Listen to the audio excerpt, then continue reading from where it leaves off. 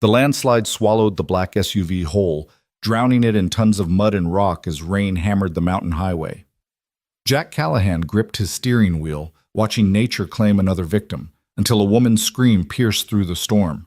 What he didn't know as he rushed toward that wall of earth was that the stranger trapped inside had spent 8 years searching for him, carrying a secret that would shatter everything he'd built to protect his broken heart. Hey everyone, follow my story to the end and comment your city below. Let me see how far this tale has traveled. The storm hit Highway 89 with the fury of something personal, as if the mountain itself had decided to wage war against anyone foolish enough to travel its curves that October night. Jack Callahan hunched forward in his pickup truck, squinting through windshield wipers that couldn't keep pace with the deluge. His knuckles were white against the steering wheel, every muscle in his 6'2" frame tensed against the vehicle's occasional slide toward the guardrail. "Should have stayed in town," he muttered to himself, though he knew that was never really an option. Lily was waiting at home, probably curled up on the couch with her sketchbook, drawing by candlelight if the power had gone out again. His 12-year-old daughter had inherited her mother's artistic eye, but Jack's stubborn independence. She'd insisted she'd be fine alone for the few hours it took him to drive to Missoula for supplies, and at 12 she mostly was. Still, storms like this made him nervous, made him remember other storms, other nights when he'd arrived too late. Lightning split the sky, illuminating the mountainside for a brilliant second. In that flash, Jack saw it. A wall of mud and rock sliding down the slope like a living thing, trees snapping like matchsticks in its path. His foot hit the brake instinctively, the truck fishtailing slightly on the wet asphalt. 50 yards ahead, a black SUV was trying to navigate around a fallen branch. "Move!" Jack heard himself say aloud, as if the driver could hear him. "Move! Move! Move!" But the landslide was faster. It swept across the road with a sound like thunder that wouldn't end, engulfing the SUV completely. One moment, the vehicle's taillights were visible through the rain. The next, there was only a mountain of debris where the road used to be. Jack sat frozen for 3 heartbeats. His hazard lights clicked on automatically, some part of his brain still functioning on autopilot. He could turn around, should turn around. The road was impassable now anyway, and emergency services would never make it up here in this weather. Lily was waiting. He had every reason to reverse down the mountain and find another route home. Then he heard it, faint but unmistakable through the rain's percussion. A scream. Human. Desperate. Alive. "Damn it!" Jack growled, already reaching for the flashlight in his glove compartment. His hands moved to the emergency kit under his seat. Rope, flares, first aid supplies, a crowbar, tools of preparedness he'd carried for 8 years but never needed. Until now. He stepped out into the storm, and the rain hit him like a physical assault. Within seconds, he was soaked through his flannel jacket, water streaming down his face, blurring his vision. The flashlight beam barely penetrated the darkness, catching only the silver lines of rain and the massive wall of mud ahead. "Hello!" he shouted, moving toward the landslide. "Can you hear me?" Another scream, muffled but definitely coming from somewhere within the debris. Jack's boots slipped on the wet rocks as he climbed onto the slide. The earth was still moving, still settling, smaller rocks tumbling down around him. Any emergency response training would tell him this was suicide. Never approach an active slide zone. But training and reality were different things, and someone was dying in there. His flashlight caught a glint of metal, part of the SUV's roof, crushed but partially visible through a gap in the debris. Jack dropped to his knees, began pulling rocks away with his bare hands. The latex gloves from his emergency kit tore within minutes, leaving his hands raw and bleeding, but he didn't stop. "I'm here," he called out. "I'm going to get you out." A woman's voice, weak but close. "Please, can't breathe." The crowbar became his lifeline, leveraging larger rocks away from what he could now see was the driver's side window, spiderwebbed but intact. Through it, he could make out a figure, a woman, probably mid-30s, blood running down the side of her face, her eyes wide with terror and pain. "The door's crushed," she gasped. "I can't—" "Save your air," Jack commanded, already swinging the crowbar at the window. It took 3 hits before the safety glass crumbled into 1,000 tiny pieces. He reached in, carefully brushing the glass aside, his hands finding her seatbelt. The mechanism was jammed. "Knife," he muttered, pulling his pocket knife out. "Don't move." She held impossibly still as he cut through the belt, even as more debris shifted above them. Jack could hear it, the ominous creaking of weight redistributing. They had maybe minutes before the whole thing came down. "What's your name?" he asked, trying to keep her calm as he worked to clear enough space to pull her through. "Claire," she whispered. "Claire Hartley." "Okay, Claire. I'm Jack. When I say 3, I need you to push with everything you've got while I pull. Can you do that?" She nodded, though he could see the pain flickering across her features. Something was wrong with her left arm. The angle wasn't right. Broken, probably. Maybe worse. 1. He gripped under her shoulders, trying to avoid the injured arm. 2. A rock the size of a basketball tumbled down, missing his head by inches. 3. She screamed as he pulled, the sound cutting through the storm like a blade. But she moved, inch by agonizing inch, through the window. Jack felt the moment her weight cleared the vehicle, and he hauled her backward just as another section of the slide collapsed, burying the SUV completely. They tumbled down the debris pile together, Jack trying to shield her body with his as they rolled. When they hit the solid asphalt of the intact road, he was on top of her, his body a protective cage as rocks continued to rain down around them. "Can you walk?" he asked, already knowing the answer from the way she was breathing, short, pained gasps. I don't think—" He didn't wait for her to finish.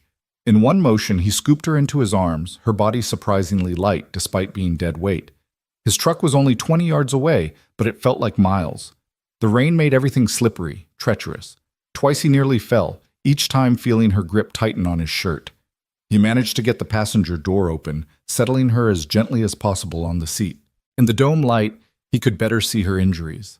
The gash on her forehead was deep but not life-threatening. Her left arm was definitely broken, and there were probably ribs involved too from the way she was breathing. But she was alive, conscious. That was what mattered. "Hospital," she whispered. "Too far in this weather," Jack said, making a decision that would change everything. "The road's blocked both directions now, but I live about 10 minutes from here. I've got medical supplies, and my daughter, she knows first aid. We can at least stabilize you until the storm passes." Claire's eyes found his in the dim light, and something flickered across her expression, something beyond pain or gratitude. Recognition? No, that was impossible. They'd never met.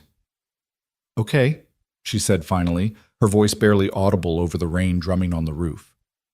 Jack threw the truck in reverse, carefully backing down until he found a spot wide enough to turn around. The drive to his cabin had never felt longer. Every bump in the road drew a suppressed whimper from Claire, though she was clearly trying to stay quiet.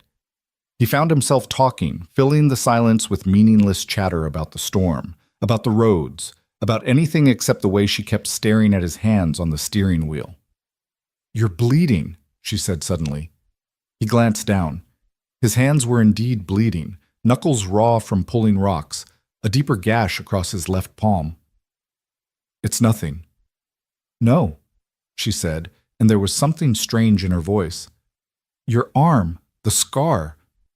Jack's jaw tightened, the old scar on his forearm, jagged, distinctive, impossible to miss when his sleeves were rolled up like now. A souvenir from another life, another rescue, another storm. "It's old," he said shortly. Claire was quiet for a moment. Then, 8 years?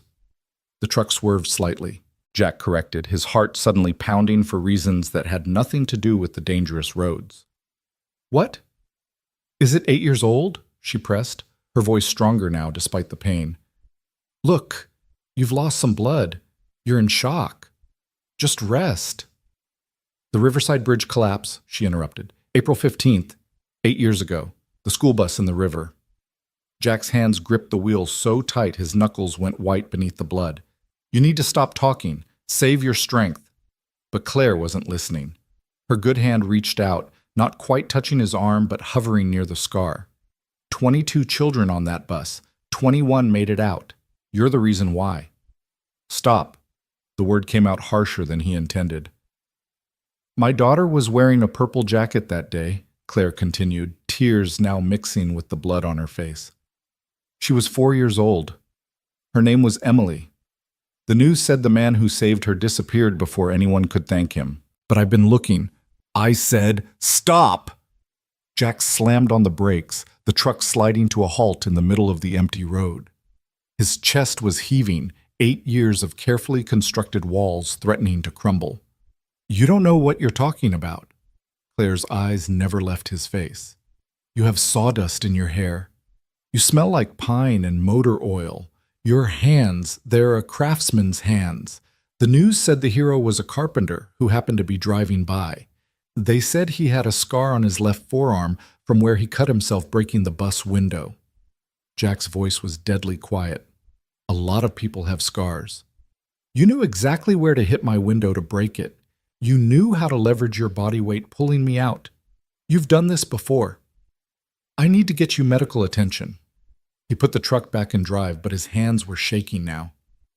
"Why did you disappear?" Claire asked softly. "The parents. We all wanted to thank you. The mayor wanted to give you a medal. Why did you run?" Jack's laugh was bitter, hollow. Because heroes don't let their pregnant wives die in a car accident while they're off saving other people's children. The words hung in the air between them like a physical presence.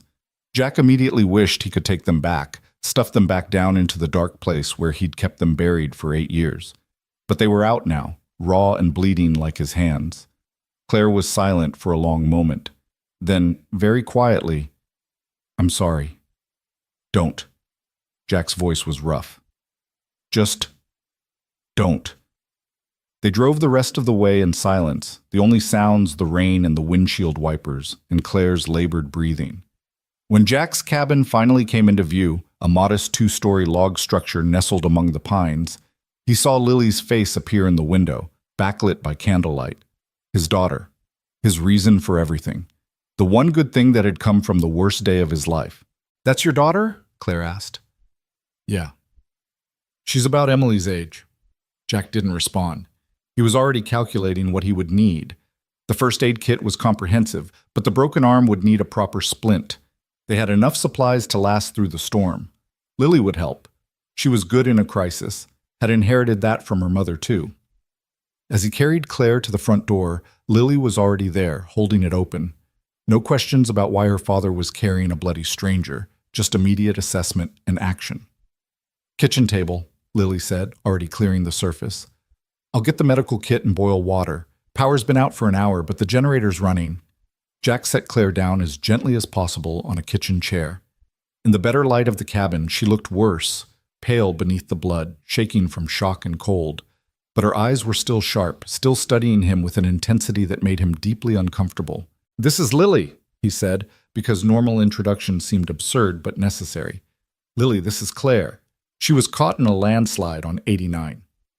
Lily nodded, already returning with towels and the medical kit. "The radio said the road's completely blocked. Emergency services can't get through until morning at least." "We'll manage," Jack said, beginning to clean the wound on Claire's forehead. His hands were steady now, compartmentalizing like he'd learned to do. "This needs stitches. I can do it, but it's going to hurt." "I trust you," Claire said, and somehow those 3 words carried more weight than they should. As Jack worked, cleaning, stitching, splinting, Lily assisted with the quiet efficiency of someone older than her 12 years. She didn't ask questions, just anticipated needs, holding things steady when Claire flinched, offering water when her lips went dry, being exactly what they needed her to be. "You're very brave," Claire told her at one point when Jack was setting her arm. Lily shrugged. "Dad taught me. He says being brave isn't about not being scared. It's about doing what needs to be done anyway." Claire's eyes flicked to Jack. "Smart man."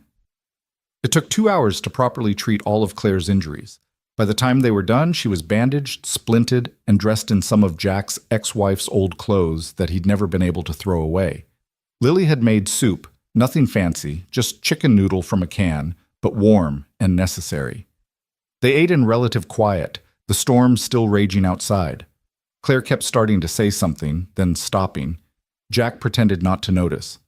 Lily sketched in her notebook, occasionally glancing up at their guest with the artist's habit of memorizing interesting faces. "You can have the guest room," Jack finally said. "It's upstairs, but I can manage stairs." Claire said. Thank you.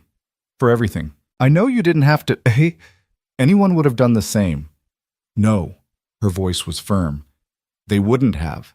Most people would have waited for help. Called 911. Stayed safe. She paused. But you're not most people, are you? You're the kind of person who jumps into rivers for strangers' children. Jack stood abruptly, his chair scraping against the floor. Lily will show you to your room. You need rest. He walked out before Claire could respond, stepping onto the covered porch despite the cold and rain. His hands gripped the railing, knuckles white again, the wounds from earlier splitting open. 8 years. 8 years of running from that day, of building a new life in these mountains where no one knew his name or his story. 8 years of telling himself that saving those children didn't make up for failing to save his wife, that being called a hero was a cruel joke when he couldn't protect the person who mattered most. Behind him, he heard the door open, Lily's soft footsteps. Dad? Yeah, kiddo? She's not wrong, you know, about you being brave. Jack's laugh was humorless. Your mom was brave. I'm just... Human? Lily supplied, moving to stand beside him.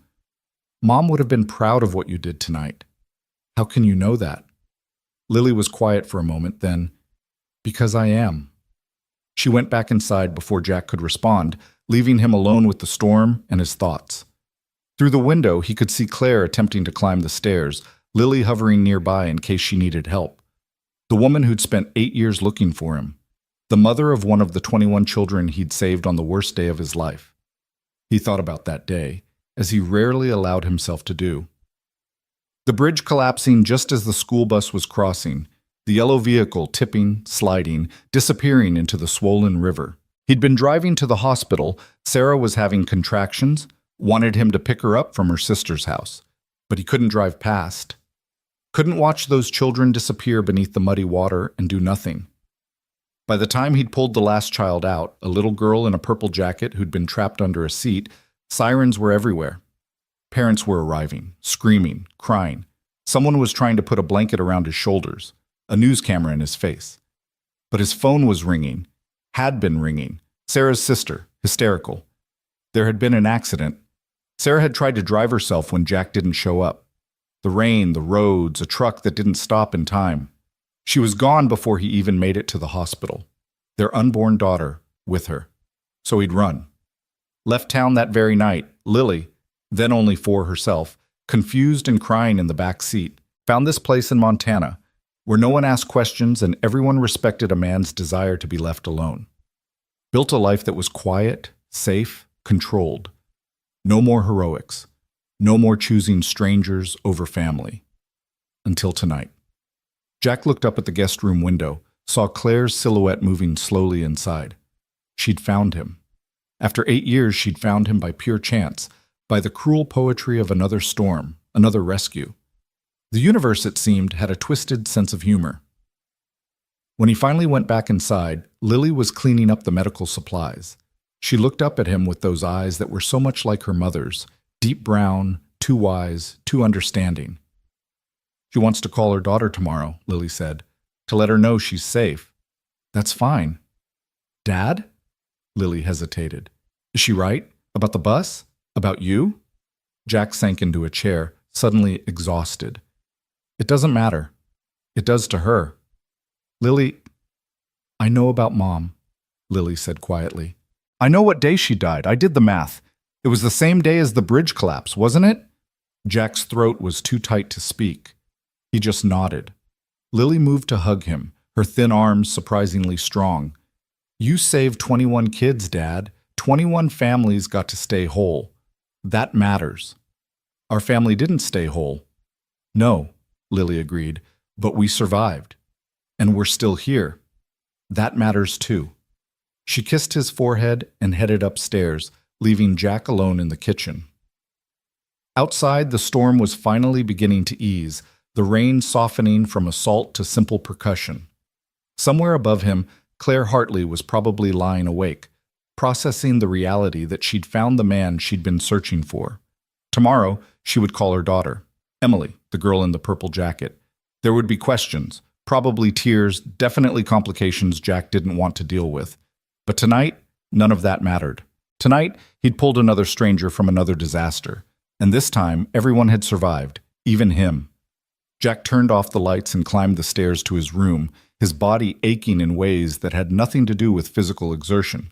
As he passed the guest room, he heard Claire's voice, soft and pained. "Thank you." He didn't know if she was talking to him, or to God, or to the universe that had brought them together in such a violent, unexpected way.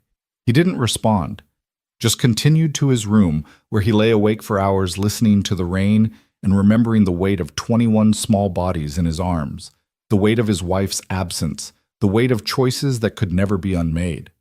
In the morning, everything would change. Claire would want answers, would want to thank him properly, would want to tell him about Emily, about how his actions had given her daughter 8 more years of life. She would want to absolve him, probably, to tell him it wasn't his fault, that he'd made the only choice he could. But Jack knew better. Heroes in stories got to save everyone. Heroes in real life had to choose. And sometimes, no matter which choice you made, you lost something irreplaceable. The rain continued through the night, softer now, almost gentle. Jack finally drifted into an uneasy sleep, dreaming of rushing water and school buses and purple jackets and Sarah's voice calling his name through a storm he could never quite reach in time. When dawn broke gray and subdued over the mountains, Jack woke to the sound of voices downstairs. Lily and Claire, talking quietly.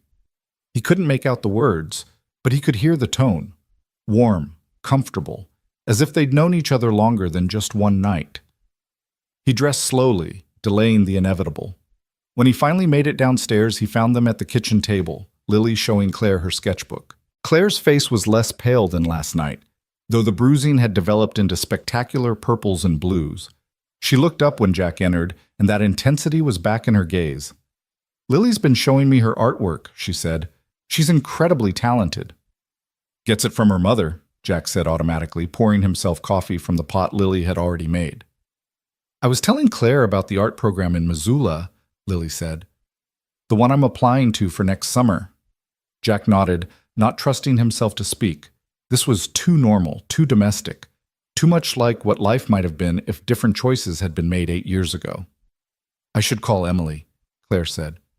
"If that's okay. Let her know I'm all right." "Phone's in the living room," Jack said. "Cell service is sketchy up here, but the landline works." Claire stood carefully, wincing slightly.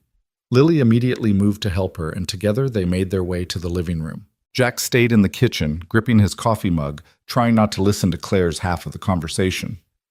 Honey, it's Mom. I'm okay. No, I'm fine, really. There was a landslide, but someone helped me. I'm at their house now. In Montana still, yes. Emily, listen, I need to tell you something." Jack walked out to the porch, unable to hear anymore.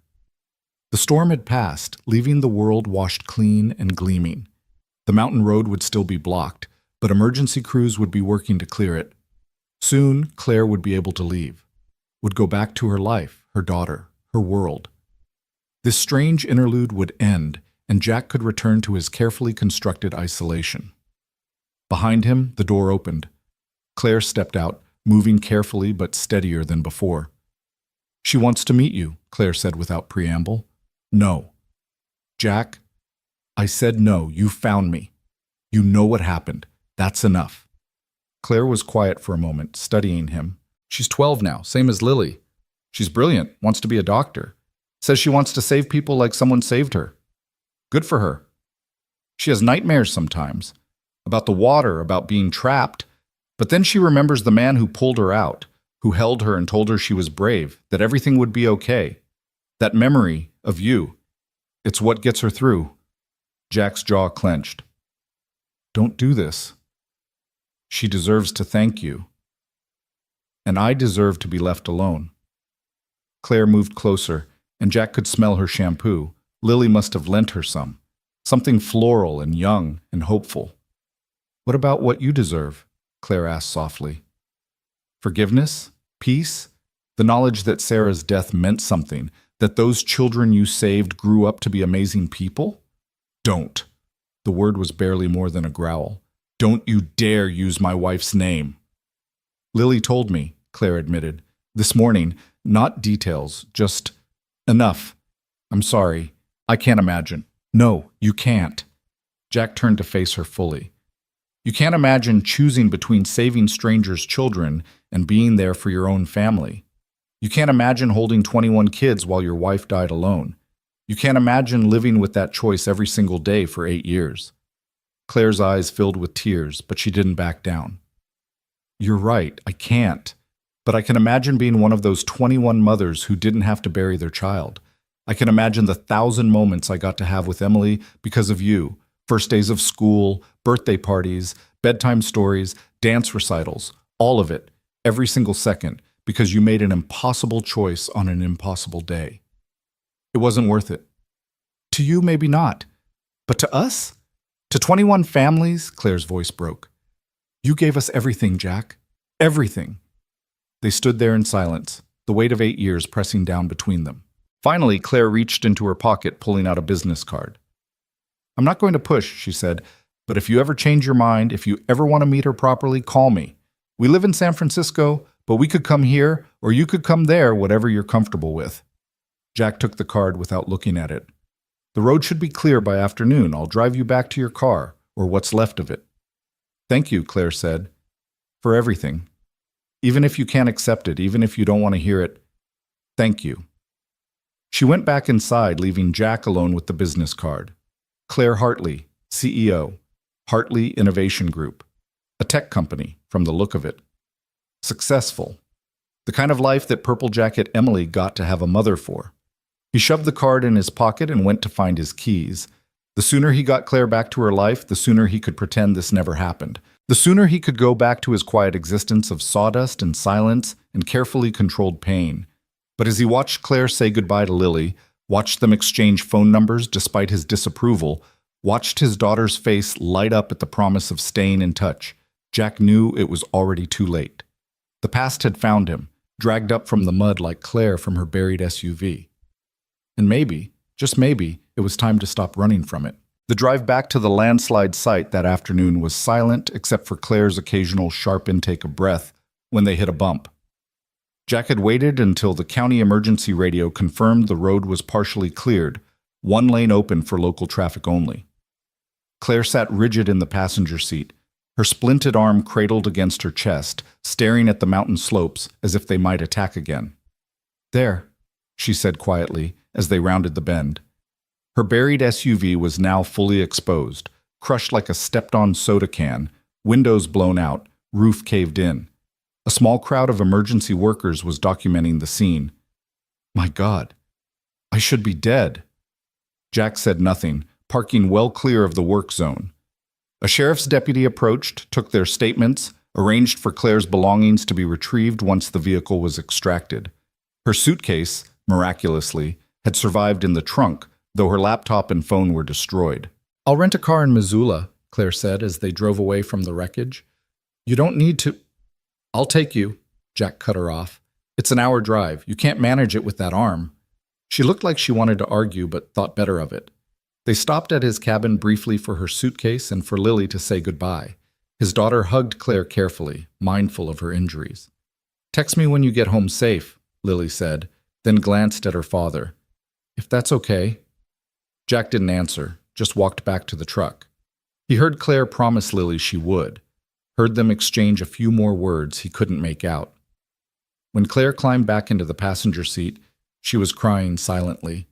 She's remarkable, Claire said after a few miles. You've done an incredible job raising her alone. She raises herself mostly. That's not true and you know it. Claire shifted, wincing. She told me about the furniture you make, how you taught her to see the beauty in the wood grain, to understand that every tree has a story. That's not a girl who raises herself. That's a girl who's been lovingly taught to see the world through an artist's eyes. Jack's hands tightened on the wheel. He didn't want to have this conversation, didn't want Claire Hartley's insights into his parenting or his life. But she continued, undeterred by his silence. Emily's like that too, sees things others miss. After the accident, the bridge, she was different, quieter, more observant. The therapist said trauma can do that, make children hypervigilant. But I think it was more than that. I think nearly dying at 4 years old gave her an appreciation for life that most people never develop. The rental car office in Missoula was closed by the time they arrived. It was Sunday, and the storm had disrupted everything. The nearest open location was in Kalispell, another 2 hours north. Jack sat in the parking lot, engine idling, weighing his options. "There's a hotel across the street," he said finally. "You can stay tonight. Get the car tomorrow." "I have a flight at 6 a.m. from Kalispell," Claire said. "Board meeting Tuesday. I can't miss." Of course she did. Of course the universe wouldn't make this easy. Wouldn't let him simply deposit her at a hotel and drive away. Jack put the truck in gear without a word, heading north toward Kalispell. Claire made a soft sound that might have been relief or resignation. They drove through the growing dusk, the mountains throwing long shadows across the highway. Claire dozed fitfully, pain medication making her drowsy. Jack found himself glancing at her more than he should, noting the way the setting sun caught the auburn highlights in her dark hair, the delicate curve of her jaw, the way her uninjured hand rested on her thigh with fingers that looked like they'd never done manual labor. She woke as they entered Kalispell, disoriented for a moment. "How long was I?" "Hour and a half." "You should have woken me. You must be exhausted." Jack shrugged. The rental office was still open, harsh fluorescent light spilling onto the darkening parking lot. He waited while Claire handled the paperwork, watched her struggle to sign with her non-dominant hand. The clerk kept shooting curious glances at her bruised face, the splinted arm, clearly dying to ask what happened. "All set," Claire said, returning with keys to a sedan. "Thank you for the ride, for everything." Jack nodded, already turning to leave, but her good hand caught his sleeve. "Wait, please." She pulled out her phone. A new one, apparently purchased at the airport. "Let me at least pay you for gas, or buy you dinner, something." "I don't want your money." "Then dinner, just dinner, please. She paused, seeming to gather herself. "I've been looking for you for 8 years, Jack. I've hired private investigators. I've combed through news footage, frame by frame, trying to see your face clearly. I've wondered 1,000 times what I would say if I ever found you, and now you're here and you're leaving, and I'm going back to San Francisco tomorrow, and I'll probably never see you again. Can't you give me 1 hour? Just one?" Jack wanted to say no. Every instinct screamed at him to get in his truck and drive away. But something in her voice, a raw desperation that had nothing to do with her injuries, made him hesitate. 1 hour, he said roughly. That's it. She directed him to a small Italian restaurant she'd apparently found on her phone. It was the kind of place that tried too hard. Checkered tablecloths, plastic grapes hanging from fake vines, Dean Martin crooning from hidden speakers. But it was quiet. Only a few other diners, and dark enough that Claire's bruises weren't immediately obvious. They sat across from each other in a corner booth, Claire struggling to look at the menu with one hand. Jack ordered for both of them without asking. She didn't object. When the wine came, she raised her glass awkwardly. To chance encounters. Jack didn't toast, just sipped his water. Claire set down her wine untouched. "You're not going to make this easy, are you?" "I don't know what you want from me." "I told you, I want to thank you." "You have. Multiple times. We're done." Claire was quiet for a moment, then pulled out her phone. "Can I show you something?" Before Jack could object, she'd turned the screen toward him. It was a photo of a girl, 12 years old, long dark hair like her mother's, but with striking green eyes that must have come from her father. She was laughing, caught mid-motion on what looked like a soccer field, muddy and triumphant. "That was last week," Claire said. "Her team won the championship. She scored the winning goal." She swiped to another photo. The same girl at a piano recital, fingers poised over keys, face intense with concentration. Another swipe. Emily and Claire together at what looked like a beach, both making silly faces at the camera. "Stop," Jack said, but his voice lacked conviction. Claire swiped again. This time it was a younger Emily, maybe 6 or 7, holding up a painting she'd made. A bridge over water, but with a rainbow where the bridge should have broken. Her therapist had her draw the accident, Claire explained. This is what she created. She said the rainbow was the man who saved her.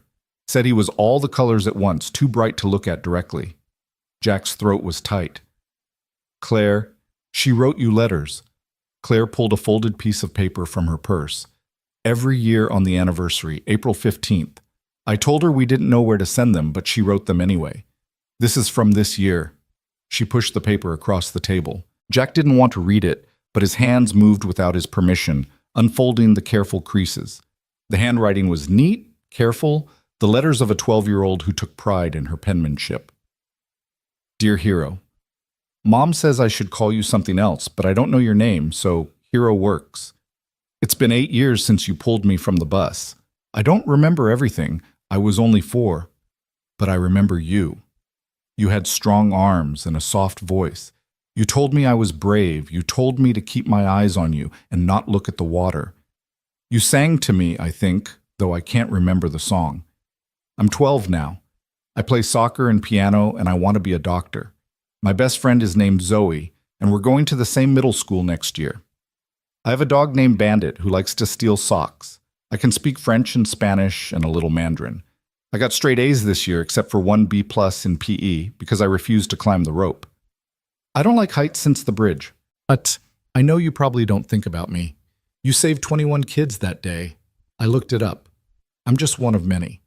But I think about you every day. When I'm scared, I remember you telling me I was brave. When things are hard, I remember you didn't give up even when the bus was sinking. When I see someone in trouble, I think about how you didn't drive past. Mom cries on April 15th every year. She thinks I don't notice, but I do. She says they're grateful tears. I cry too sometimes, but mine are different. I cry because somewhere out there, you're walking around thinking you're not a hero. But you are. You're my hero. And someday, I hope I can tell you that in person. Thank you for my life. Emily. Jack carefully refolded the letter, his hands trembling slightly. When he looked up, Claire was watching him with those intense eyes. She doesn't know, Claire said quietly, about your wife, about the cost. I haven't told her. It didn't seem like my story to share. Good. Jack's voice was rough. Keep it that way. Their food arrived. Lasagna he didn't taste, salad he didn't want. They ate in relative silence, Claire occasionally wincing as she tried to manage her fork left-handed. Finally, she set down her utensils. Can I ask you something? Jack waited. If you could go back knowing what you know now, would you do it differently? Would you drive past? The question hung between them like a blade. Jack thought about lying, about saying yes. He would have chosen Sarah, chosen their unborn daughter, chosen his own family over strangers. It would be easier, cleaner, would end this conversation and let him walk away. But he thought about Emily's letter, about a 12-year-old girl who played soccer and spoke 3 languages and wanted to be a doctor, about 20 other kids who were now 20 years old, starting college or careers or families of their own. No, he admitted. I'd make the same choice, and I'd lose her again. And I'd hate myself for it again. He met Claire's eyes. That's what you don't understand. It wasn't a choice between right and wrong. It was a choice between 2 unbearable options. And I chose the one that saved the most lives, but it cost me the only life that mattered to me. Claire reached across the table with her good hand, not quite touching his. What if that's not true? What if Sarah would have died anyway? The accident report said the other driver was drunk, ran a red light going 60 miles an hour. Even if you'd been there... Jack pulled his hand back. Don't. I've read every report, Jack, every witness statement. The impact was instantaneous, even if you'd been in the car. I said don't. He stood abruptly, throwing cash on the table. We're done here. Claire struggled to stand, grabbing her purse. Jack, wait. But he was already walking out, his long strides forcing her to nearly run to keep up despite her injuries. In the parking lot, she caught his arm. I'm sorry, I'm pushing too hard. God, Jack, you saved my daughter. You gave me 8 years of mornings and bedtime stories and birthday candles and first days of school. How do I just say thank you and walk away? How do I not try to give you something back? You can't give me anything back, Jack said flatly. Sarah is dead, our daughter is dead. Your gratitude doesn't change that. What about Lily? Jack froze. What about her? She needs to know her father is a hero. She needs to understand that what you did. She knows what she needs to know. Does she? Or does she just know that her mother died on the same day 21 children lived? Does she know about the letters Emily writes? The other families who light candles for you every April 15th? The children who grew up to be teachers and engineers and nurses because you gave them the chance? Jack turned to face her fully, and Claire took an involuntary step back at the rage in his eyes. My daughter knows that I love her. She knows that I've been here every single day of her life, that I didn't run off to be some goddamn hero when she needed me. She knows that she's my priority, my only priority, and that I would let the whole world burn before I'd risk losing her too. That's what she knows. Claire's eyes filled with tears. But that's not who you are. You didn't let those children burn. You couldn't. And tonight, you couldn't let me die in that landslide, even though walking away would have been safer, easier. You're not someone who lets the world burn, Jack. You're someone who runs into the fire. And look where it got me. Yes, Claire said softly. Look where it got you. A beautiful daughter who adores you, a life you built with your own hands, the knowledge that 21 families are whole because of your courage. Maybe it's not the life you planned, but it's not nothing. Jack didn't have an answer for that. They stood in the parking lot, the Montana night crisp around them, distant mountains just shadows against stars. Finally, Claire walked to her rental car, fumbling with the keys using her left hand. Thank you for dinner, she said formally. And for the ride. And for my life. She got in the car before he could respond, starting the engine with obvious difficulty. Jack watched her try to shift into reverse one-handed, the car lurching and stalling. She tried again, the same result. Jesus Christ, he muttered, walking over and yanking open her door. Move over. I can manage. You can't drive a stick with one hand. Move over. Claire slid awkwardly across to the passenger seat. Jack adjusted the driver's seat for his longer legs, then looked at her. Where's your hotel? She named a place near the airport. Of course. Jack put the car in gear, driving through Kalispell's quiet streets. Claire was silent, cradling her injured arm, occasionally wiping at her eyes with her sleeve. The hotel was one of those anonymous chains that dotted every airport in America. Jack pulled up to the entrance, leaving the engine running. Your flight's at 6? Yes. You'll need to leave here by 4:30, 4 to be safe. I know. They sat for a moment, engine idling, neither moving. Can I ask one more thing? Claire said finally. And then I promise I'll never bother you again. Jack waited. Will you at least think about it, meeting Emily properly? Not for me, not even for her really, but for you, to see that something good came from that terrible day? Goodbye, Claire. She looked at him for a long moment, then nodded. Goodbye, Jack. She got out of the car, struggling with her suitcase until a bellhop rushed to help. Jack waited until she was inside, then drove the rental car to the far end of the parking lot where his truck was parked. He'd followed her here, planning to leave the rental with the valet. But as he sat in his truck, keys in the ignition, he couldn't seem to make himself turn it on. Instead, he pulled out Emily's letter, reading it again in the dome light. Thank you for my life. 4 words that carried the weight of 8 years. His phone buzzed. A text from Lily. Did Miss Claire get to her hotel okay? Yes, he typed back. Are you okay, Dad? Jack stared at the screen for a long moment, then typed, On my way home. Drive safe. Love you. Love you too, kiddo. He put the phone away, but still didn't start the truck. Through the hotel's glass doors, he could see the lobby, bright and sterile. Somewhere in there, Claire was probably checking in, struggling with paperwork, maybe taking pain medication for her injuries. Tomorrow she'd fly back to San Francisco, back to her CEO life, and her daughter, who wrote letters to heroes. And he'd drive back to his cabin, back to his saws and sanders, and the careful life he'd built from the wreckage of April 15th. Jack sat in his truck until midnight, watching the hotel like he was standing guard, like he was making sure Claire was safe one last time. Finally, exhausted and cold, he started the engine and headed home. The 2-hour drive felt endless. His headlights cut through the darkness, illuminating the winding mountain road, but his mind was 8 years in the past. He could still feel the current pulling at him as he'd fought to reach the bus, could still hear the children screaming, could still see that little girl in the purple jacket trapped under the seat, water rising around her. He'd grabbed her just as the bus shifted, the whole vehicle groaning as it was pulled deeper. She'd wrapped her arms around his neck with surprising strength for a 4-year-old, buried her face in his shoulder. He'd kicked out through the shattered back window, lungs burning, black spots dancing in his vision. When they'd broken the surface, she was so still he'd thought he'd been too late. But then she'd coughed, vomited river water, and started crying, the most beautiful sound he'd ever heard. He'd held her on the riverbank while emergency responders dealt with the other children, held her until a woman, not Claire, must have been a relative, had pulled her away. That's when his phone had started ringing. Sarah's sister.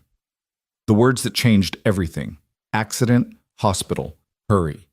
But by then, the damage was done. By then, his choice had been made. Jack pulled into his driveway at 2 a.m. The cabin was dark except for the porch light Lily had left on. He sat in the truck for another moment looking at his home. It was a good life, the one he'd built here. Quiet, safe, controlled, lonely. The word came unbidden, unwelcome. He pushed it away, but it lingered like smoke. 8 years of pushing people away, of keeping everyone at arm's length except Lily. 8 years of punishing himself for a choice that had saved 21 lives. Inside, he checked on Lily, asleep, her sketchbook still open beside her, a half-finished drawing of what looked like Claire visible in the moonlight. His daughter, the artist. His daughter, the survivor.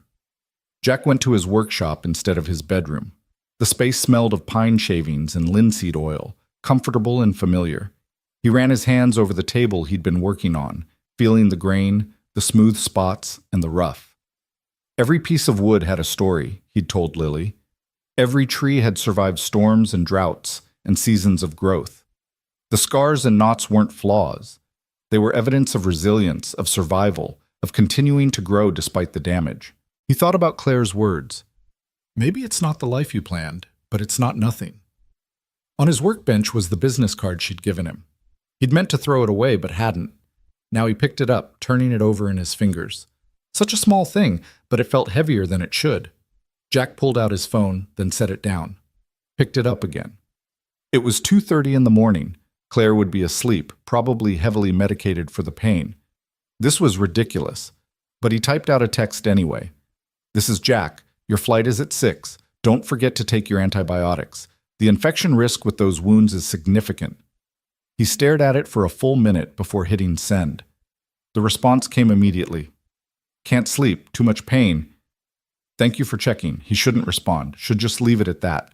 But his fingers were already typing. Alternate ice and heat on the ribs. 20 minutes each. It helps. Thank you. Jack? He waited. I meant what I said. Emily doesn't need to know about Sarah. That's your story to tell or not tell. Good. But if you ever want to tell it, if you ever want someone who understands impossible choices, you have my number. Jack set down the phone without responding. He picked up a piece of sandpaper, began working on the table even though it didn't need it. The repetitive motion was soothing, meditative, but his mind wouldn't quiet. 21 children. That's what he'd bought with Sarah's life, with their unborn daughter's life. 21 children who were now young adults, living lives that almost never were. Emily, who wanted to be a doctor, who spoke 3 languages, who scored winning goals and played piano and wrote letters to her hero. Was it enough? Could any number ever be enough? His phone buzzed again. This time it was a photo. Emily again, but younger, maybe 5 or 6. She was in a hospital bed, grinning despite the IVs in her arm. She was holding a handmade sign that said, "I lived," in crooked, colorful letters. She got pneumonia the year after the accident, Claire's text explained. Complications from the near drowning. Almost lost her again. But she fought. Said her hero showed her how to be brave. Jack set down the sandpaper, his hands shaking. Another photo arrived. Emily at 7, dressed as a superhero for Halloween. Then at 8, learning to swim. Claire's message explained she'd been terrified of water but insisted on learning because heroes face their fears. Stop, he typed. But more photos came. Emily at 9, 10, 11. School plays and science fairs and birthday parties. A whole life documented in snapshots. The life he'd made possible. The life Sarah and their daughter had lost. Finally, a video. Jack almost didn't open it, but his thumb moved without permission. It was recent. Emily looked exactly like the photos Claire had shown at dinner. She was sitting at a piano, playing something classical and complex. Her fingers moved with confident precision, her face serene with concentration. When the piece ended, she looked directly at the camera. "Mom says you might see this someday," Emily said to the camera. "So I wanted you to know this is Chopin's Ballade No. 1. It's one of the hardest pieces ever written for piano. It took me 2 years to learn. My teacher said I didn't have the reach, that my hands were too small. But I remembered what you told me when I was 4. You said I was brave. You said I could do anything if I just held on. So I held on, and I learned it, because you taught me that impossible things are possible if you just don't give up." The video ended. Jack stood in his workshop, surrounded by wood and tools and the life he'd built from grief, and for the first time in 8 years, he cried. Not the angry tears of that first year, or the bitter tears of the second, but something else. Something that felt almost like release. His phone rang. Claire. "I'm sorry," she said immediately. "I shouldn't have sent all that. It's manipulative and wrong, and—" "She's beautiful," Jack said roughly. "She's a beautiful kid, Claire." Silence on the other end then. "She is. She's everything. She's my whole world. I know that feeling." "I know you do." Claire's voice was soft. "That's why I had to find you, Jack. Because you gave me my whole world. And I needed you to know that your sacrifice, God, I hate that word, but I don't know what else to call it, it mattered. It mattered so much." Jack sank onto his workshop stool. "I can't meet her. Not yet.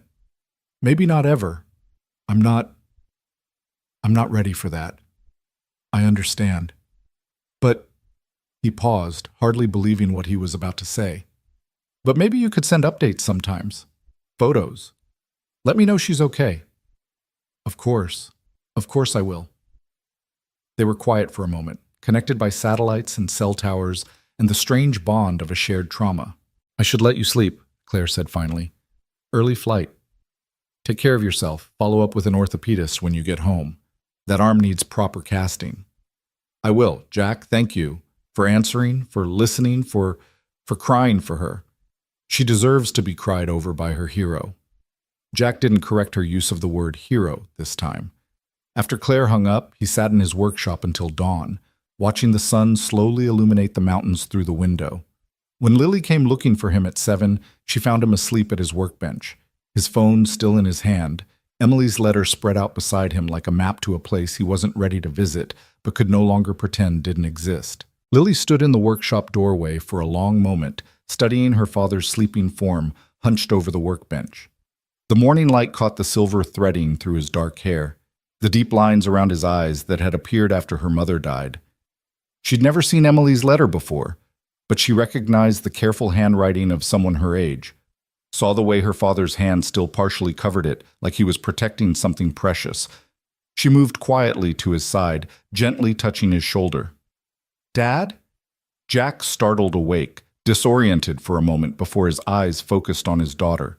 He quickly folded Emily's letter, but not before Lily had read the last line. "Thank you for my life." "You okay?" Lily asked, though she could see he wasn't. His eyes were red-rimmed, puffy in a way she hadn't seen in years. "Yeah, kiddo, just couldn't sleep. Worked on the table instead." Lily ran her hand over the table's surface, which was now so smooth it felt like silk. "You sanded this for hours. It was already perfect yesterday." Jack stood, stretching muscles stiff from sleeping upright. "Nothing's ever perfect. There's always more work to do." "Is that what you tell yourself?" Lily asked quietly. "That you're not perfect, so there's always more work to do on yourself too." Sometimes Jack forgot how perceptive his daughter was, how she could see through his walls like they were made of glass. "Since when did you become a therapist?" "Since my dad started crying over letters from 12-year-old girls." She held up her hand before he could protest. "I'm not judging. I think it's good. I think it's about time." Jack wanted to argue, to maintain the fiction that everything was fine, that their life was complete as it was. But looking at his daughter's earnest face, he couldn't lie to her. "Claire's daughter wrote it," he admitted. "Emily, the girl from the bridge." Lily nodded like she'd already figured that out. "What did she say?" Jack handed her the letter, watching as she read it carefully. her expression shifting from curiosity to something deeper, more complex. "Oh, Dad," she whispered when she finished. "She calls you her hero." "I'm not—" "You are," Lily interrupted. "To her, to all of them. And pretending you're not doesn't change that." She carefully refolded the letter, handing it back to him. "Mom would want you to see that." "You don't know what your mom would want." "Yes, I do."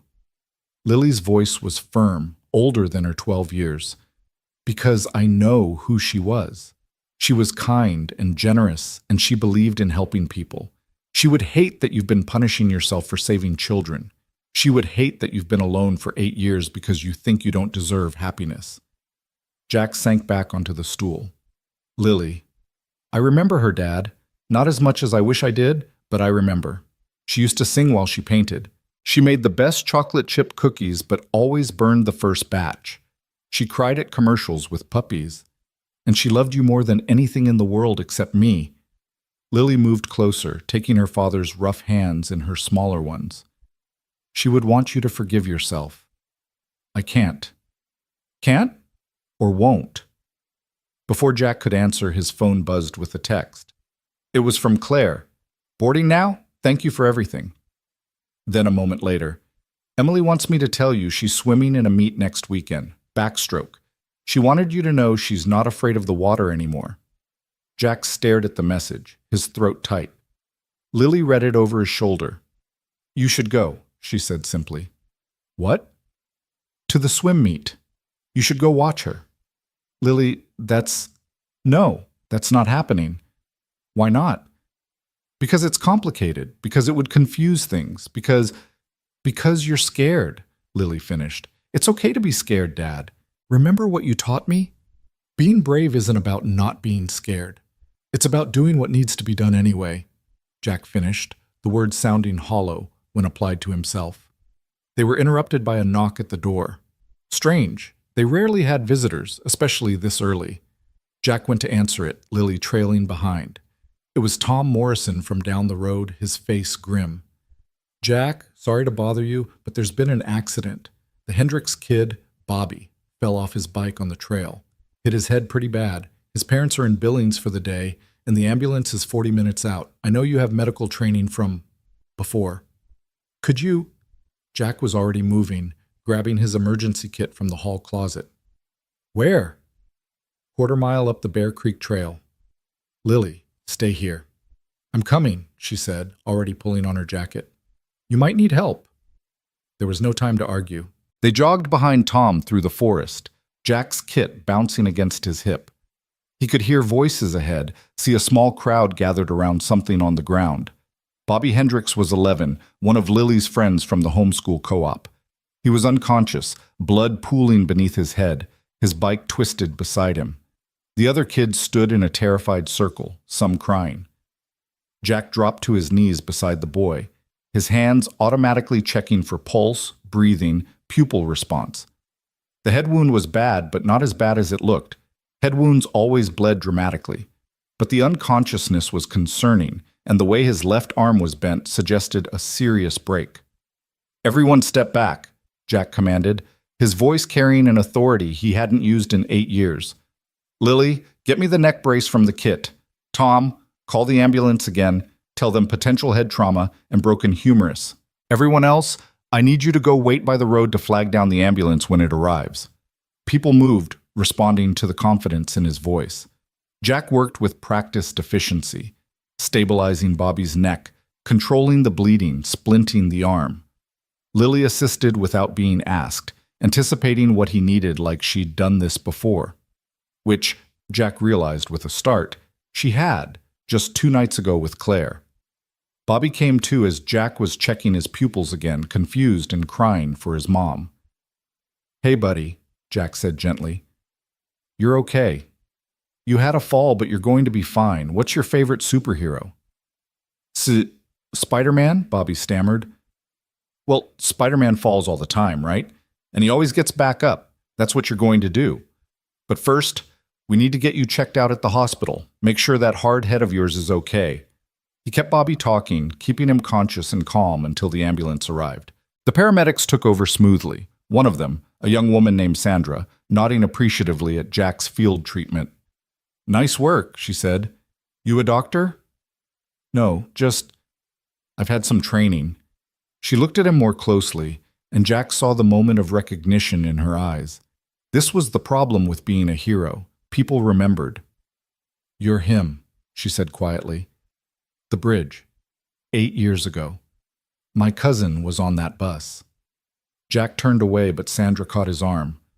"She's a nurse now, because of you. Said if someone could save her life, she wanted to learn to save others." Before Jack could respond, the ambulance was leaving, Bobby safely loaded inside.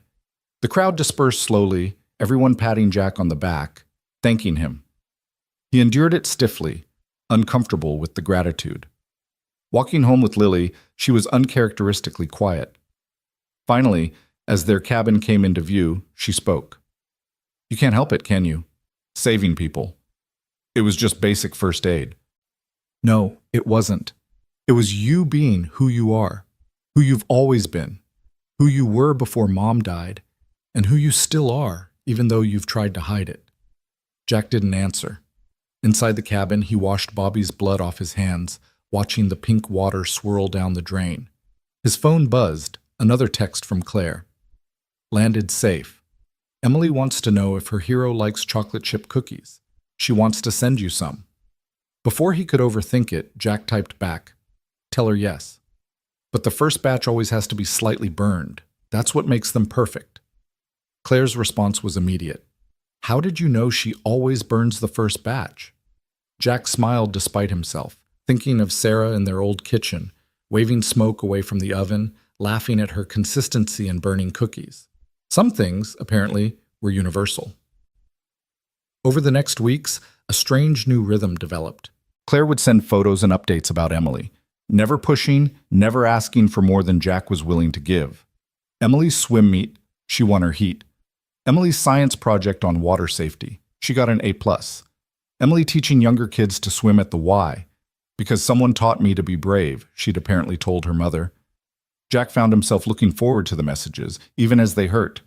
He started responding more, offering advice when Claire mentioned Emily was struggling with geometry, suggesting books when she expressed interest in woodworking. Lily watched this unfold with satisfaction, occasionally adding her own input. "Tell her to try Khan Academy for the math," she'd suggest, reading over his shoulder.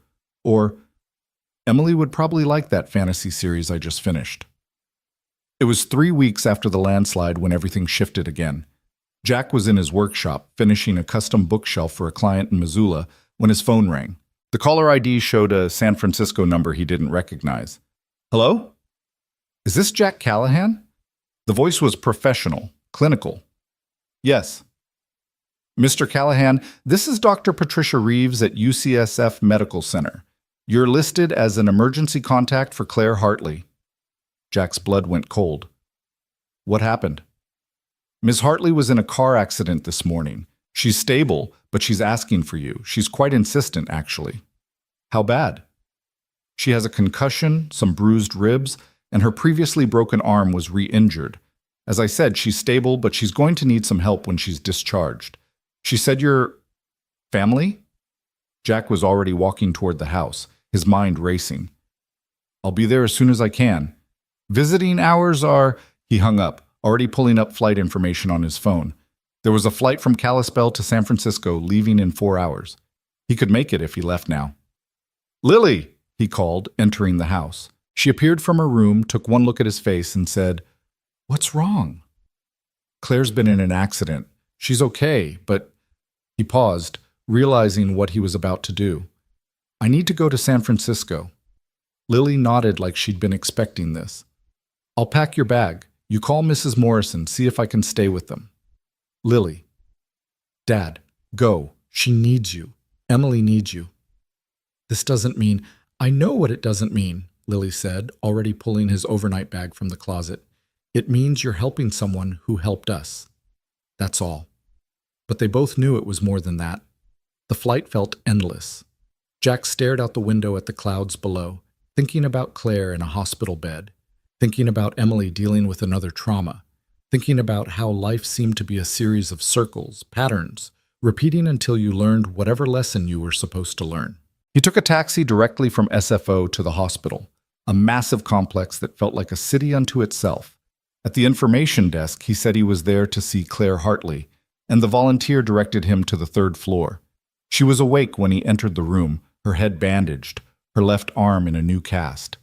Her face lit up when she saw him, then immediately crumpled. "You came," she whispered. "You listed me as an emergency contact?" "I didn't know who else. Emily's with my neighbor, but she's scared, and I can't drive, and the doctors say I can't be alone for at least 48 hours because of the concussion, and—" "Claire," Jack moved to the chair beside her bed. "It's okay. I'm here." She started crying then, deep sobs that clearly hurt her bruised ribs. Jack didn't think, just took her good hand in his, letting her grip it like an anchor. "The other driver ran a red light," she gasped between sobs. "Just like with your Sarah. And all I could think was that Emily was going to lose me the way you lost your wife. And I couldn't. But you didn't," Jack said firmly. "You're here. You're okay. Emily still has her mom." Claire's grip tightened. "I'm so scared, Jack. I'm trying to be strong for her, but I'm terrified. What if next time—" "There doesn't have to be a next time." "You can't know that. You couldn't know it was Sarah." "No," Jack agreed quietly. "I couldn't. But she lived every day she had fully. She painted and burned cookies and loved completely. That's all any of us can do." Claire looked at him through tear-swollen eyes. "Is that what you've been doing? Living fully?" Jack was quiet for a moment, then, "No, I've been surviving. There's a difference." "What changed your mind? About coming here?" "You needed help," Jack said simply. "And despite my best efforts to convince myself otherwise, I'm still someone who helps when needed." A knock at the door interrupted them. A nurse entered, but behind her was a young girl with Claire's dark hair and those striking green eyes from the photos. Emily. In person, she was smaller than Jack had expected, more fragile-looking, but her eyes were sharp, assessing, older than her 12 years. "Mom?" Emily rushed to the bed, then stopped short when she saw Jack. Her eyes widened, taking in his face, his build, then dropping to his hands still holding her mother's. Her gaze fixed on the scar on his forearm, and Jack saw the exact moment she understood. "It's you," she breathed. Jack gently released Claire's hand and stood. "You must be Emily. But Emily had already crossed the space between them, throwing her arms around his waist in a fierce hug that knocked the breath out of him. He stood frozen, arms at his sides, completely unprepared for the reality of this child, this life he'd saved, pressed against him. "Emily," Claire said softly. "Let him breathe, sweetheart." But Emily held on tighter. "You're real," she said into his shirt. "You're actually real." Jack's arms moved without his permission, carefully encircling the girl. She was so small, so alive, heart beating rapidly against him like a bird's. He thought about the last time he'd held her, unconscious, soaking wet, weighing nothing in his arms as he'd carried her to safety. "Thank you," Emily whispered. "Thank you for saving me. Thank you for saving my mom. Thank you for being real." Jack's throat was too tight to speak. Over Emily's head, he met Claire's eyes. She was crying again, but smiling too, watching her daughter embrace her hero.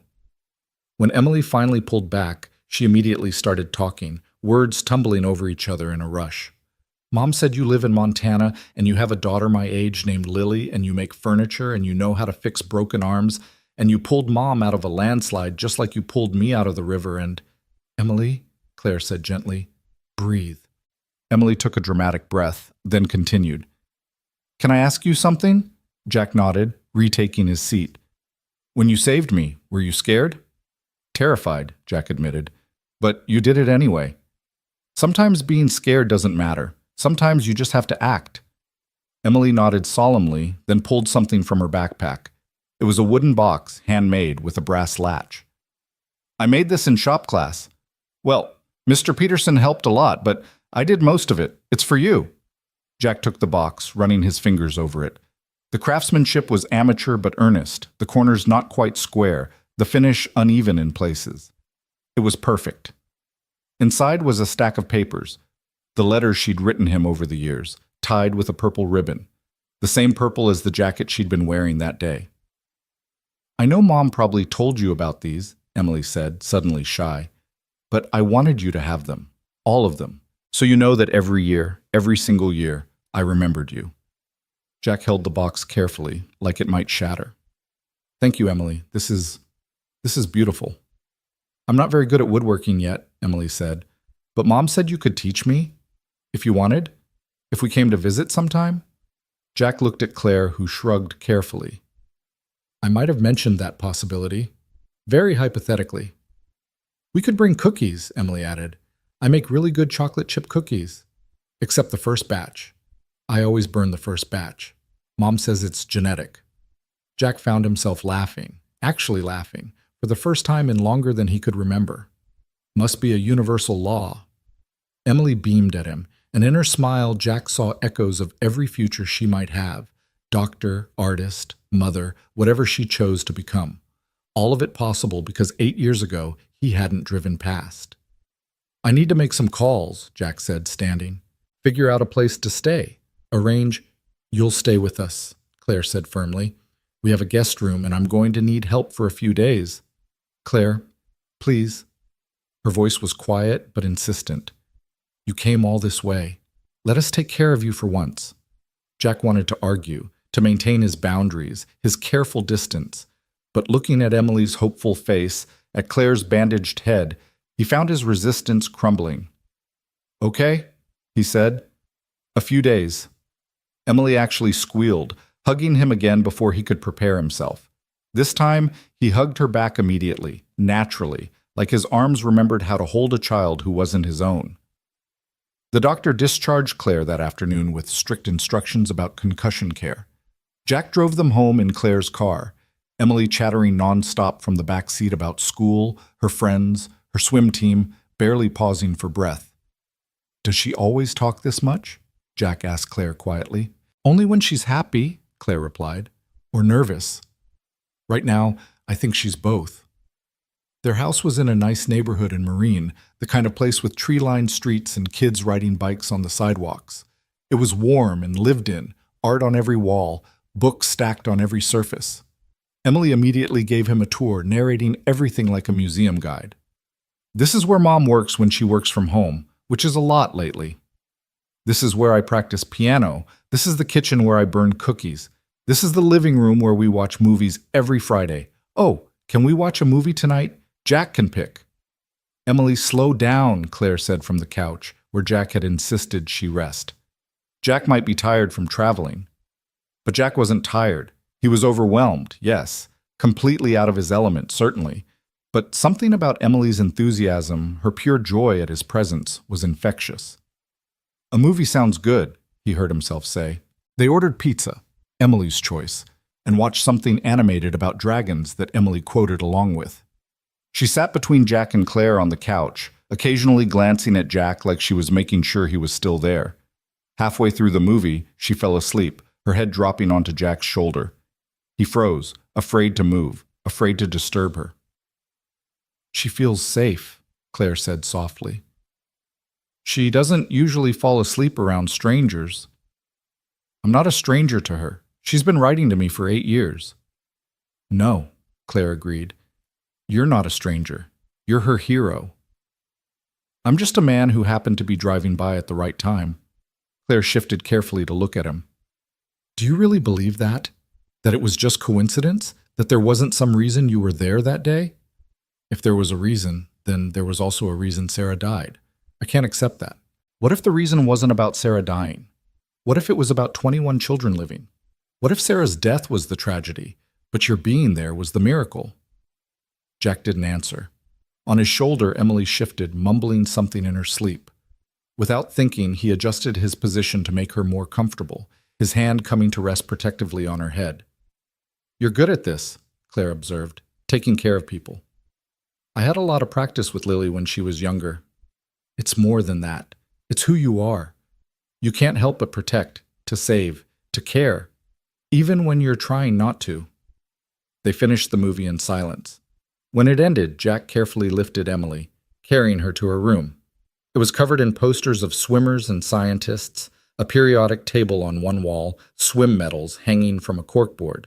On her nightstand was a framed photo, a newspaper clipping from 8 years ago showing the rescue scene at the bridge. The hero's face wasn't visible, but his distinctive scar was.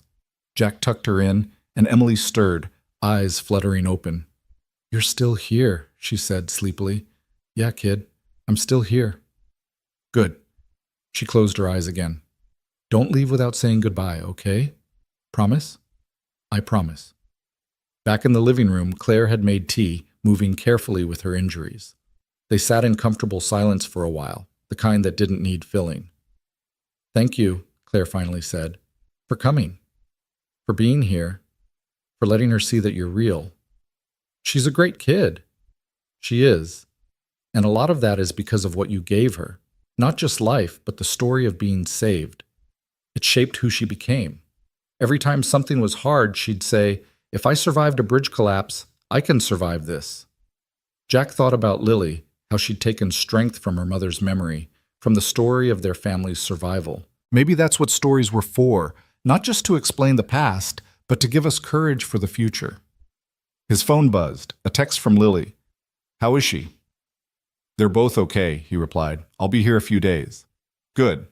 Mrs. Morrison is teaching me to knit. It's actually fun. Tell Emily I said hi." "I will." "Love you, kiddo. Love you too, Dad. I'm proud of you." Jack stared at the message for a long moment. Proud of him. For what? For finally facing the past? For allowing himself to be needed again? "Everything okay?" Claire asked. "Yeah, just Lily checking in." "You should bring her next time. Emily would love to meet her." "Next time?" Claire met his eyes steadily. "I'm an optimist."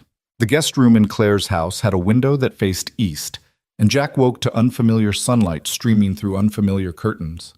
For a moment, he couldn't place where he was. The bed too soft, the sounds wrong, no mountain wind or creaking pine. Then he heard Emily's voice from downstairs, animated and bright, and reality settled back around him. He'd been here 3 days now. 3 days of helping Claire manage her concussion symptoms, of making sure she took her medication on schedule, of cooking meals because she got dizzy when she stood too long.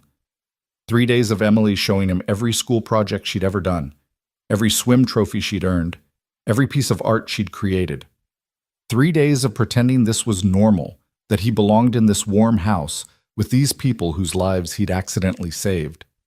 His phone showed 2 missed calls from Lily and a text. "Mrs. Morrison says you can stay as long as you need. I'm fine. Stop worrying." He called her back, needing to hear her voice. "Hey, Dad?" She sounded cheerful, relaxed. "How's the patient?" "Stubborn. Keeps trying to work even though she's supposed to be resting." "Sounds like someone else I know." He could hear the smile in Lily's voice. "How's Emily?" "She's..." Jack paused, looking for the right word. "She's intense, like a force of nature. She talks constantly and has opinions about everything, and she's read every book in existence." "So she's perfect for you then. You need someone to challenge all that brooding silence." "I don't brood. Dad, you literally have a workshop where you go to brood while sanding things that don't need sanding." Before Jack could defend himself, he heard Emily calling from downstairs. "Jack, I made breakfast. Well, I made toast, but I put fancy jam on it." "Go," Lily said. "I'll talk to you later." "And Dad, it's okay to enjoy this. It's okay to be happy." Jack wanted to tell her it wasn't that simple, that happiness felt like a betrayal of grief he'd carried for so long. But Emily was calling again, and Claire was probably trying to get up despite doctor's orders, and somehow he'd become responsible for these people he barely knew. Downstairs, he found Claire sitting at the kitchen table, laptop open despite his explicit instructions to avoid screens. Emily was indeed proudly presenting toast with what appeared to be 3 different types of jam. "You're supposed to be resting," Jack told Claire, closing the laptop. "I have a company to run." "You have a concussion, a mild concussion. There's no such thing as a mild brain injury." They'd had this argument every morning. Claire would try to work, Jack would stop her, Emily would take his side, and somehow they'd developed a rhythm to it, almost like a dance. "Mom's terrible at resting," Emily informed him, sliding a plate of toast his way. "Even worse than you." "I rest," Jack protested. Lily says you haven't taken a vacation in 8 years. Jack looked at her sharply. When did you talk to Lily? We text, Emily said casually, as if this wasn't news. She's really cool. She's teaching me about wood grain patterns, and I'm teaching her about molecular biology. You're teaching her molecular biology? Well, the basics. Did you know that DNA repair mechanisms are similar to how wood fibers heal after damage? It's all about structural integrity. Claire laughed, then winced, hand going to her head. She does this, finds connections between everything. Last week she explained how swimming technique relates to airplane design. It's all fluid dynamics, Emily said seriously. Jack found himself smiling despite his attempt to maintain some distance. These morning conversations had become dangerously comfortable, dangerously close to feeling like family. His phone rang, an unknown Montana number. Expecting a client, he answered, Mr. Callahan? This is Principal Davies from Mountain View Middle School. I'm calling about Lily. Jack's blood went cold. Is she okay? She's fine, but there's been an incident. She got into an altercation with another student. We need you to come in. An altercation? Lily doesn't fight. I'm afraid she did today. Rather effectively, actually. We need to discuss consequences. Jack ran a hand through his hair. I'm in California. Family emergency. Can this wait until the other students' parents are demanding immediate action? If you can't be here, we'll need to proceed with suspension. I'll figure something out. Don't do anything until you hear from me. He hung up to find Claire and Emily watching him with concern. Lily's in trouble at school. Fighting, apparently. I need to get back. I'll book you a flight, Claire said, reaching for her laptop. You're concussed. You're not looking at screens. Then I'll do it, Emily said, already pulling out her phone. What airport? But Claire was shaking her head. We're all going. What? No, Claire, you can't fly with a concussion. Then we'll drive. Drive? To Montana? That's over 1,000 miles. 15 hours according to Google, Emily said, still on her phone. We could do it in 2 days, stop overnight somewhere. This is insane, Jack said. You're injured. You need rest. What I need, Claire said firmly, is to help the person who's been taking care of us for 3 days. And Emily's on spring break anyway. Mom's right, Emily said.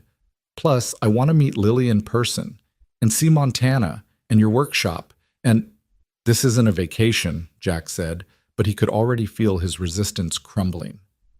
No, Claire agreed. It's friends helping friends. Unless you're going to tell me we're not friends after you've been sleeping in my house and making me take my medication and watching Disney movies with my daughter? Jack looked between them.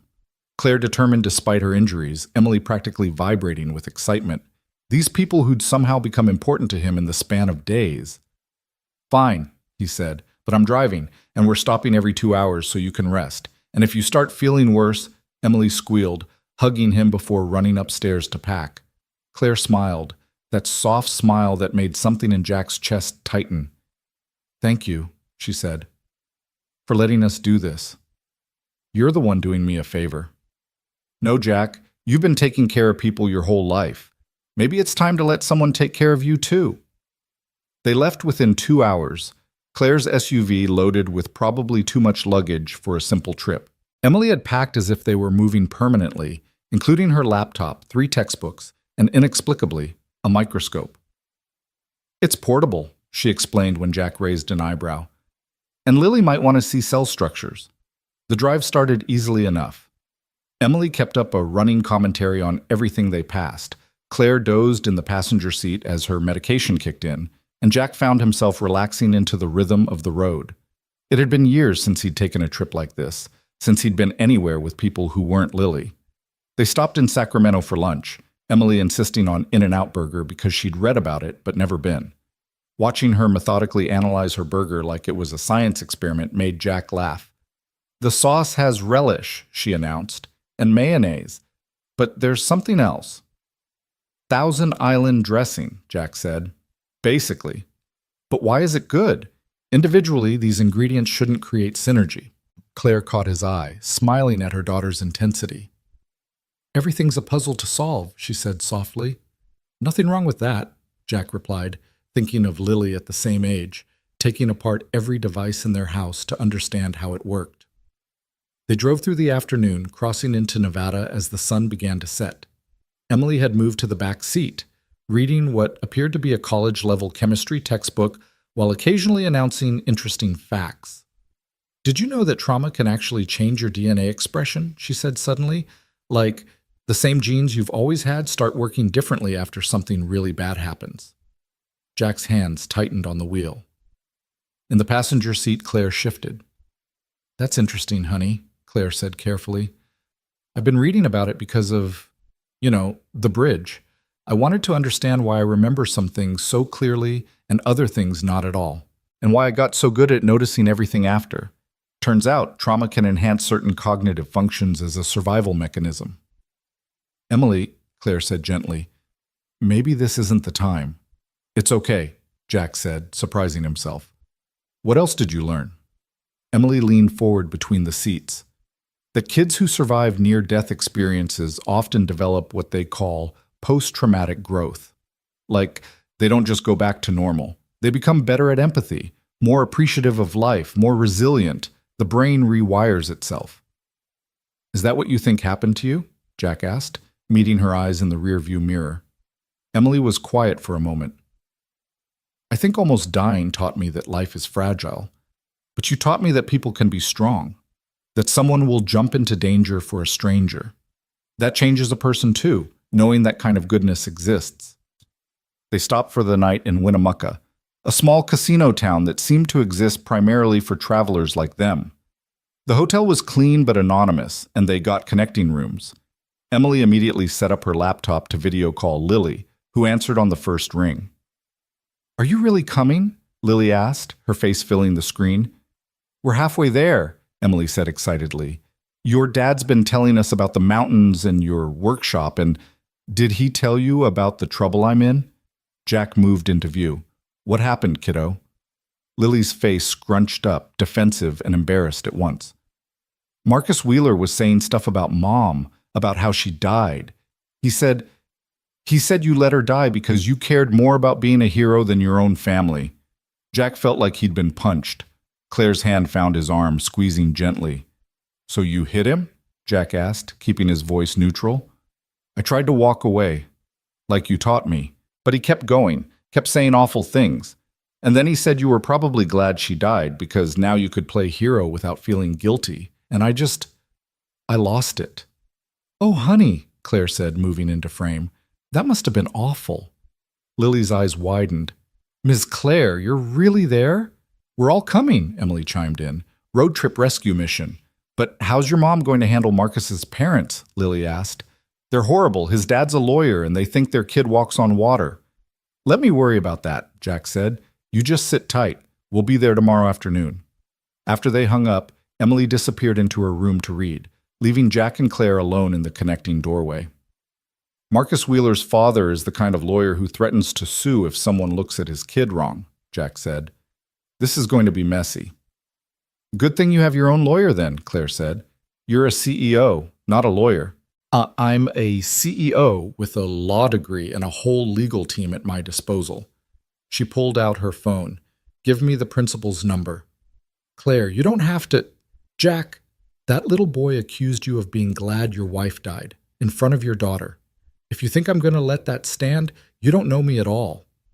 There was a fierceness in her voice that Jack hadn't heard before. This was the woman who ran a tech company, who'd built something from nothing, who'd spent 8 years looking for him. "Why?"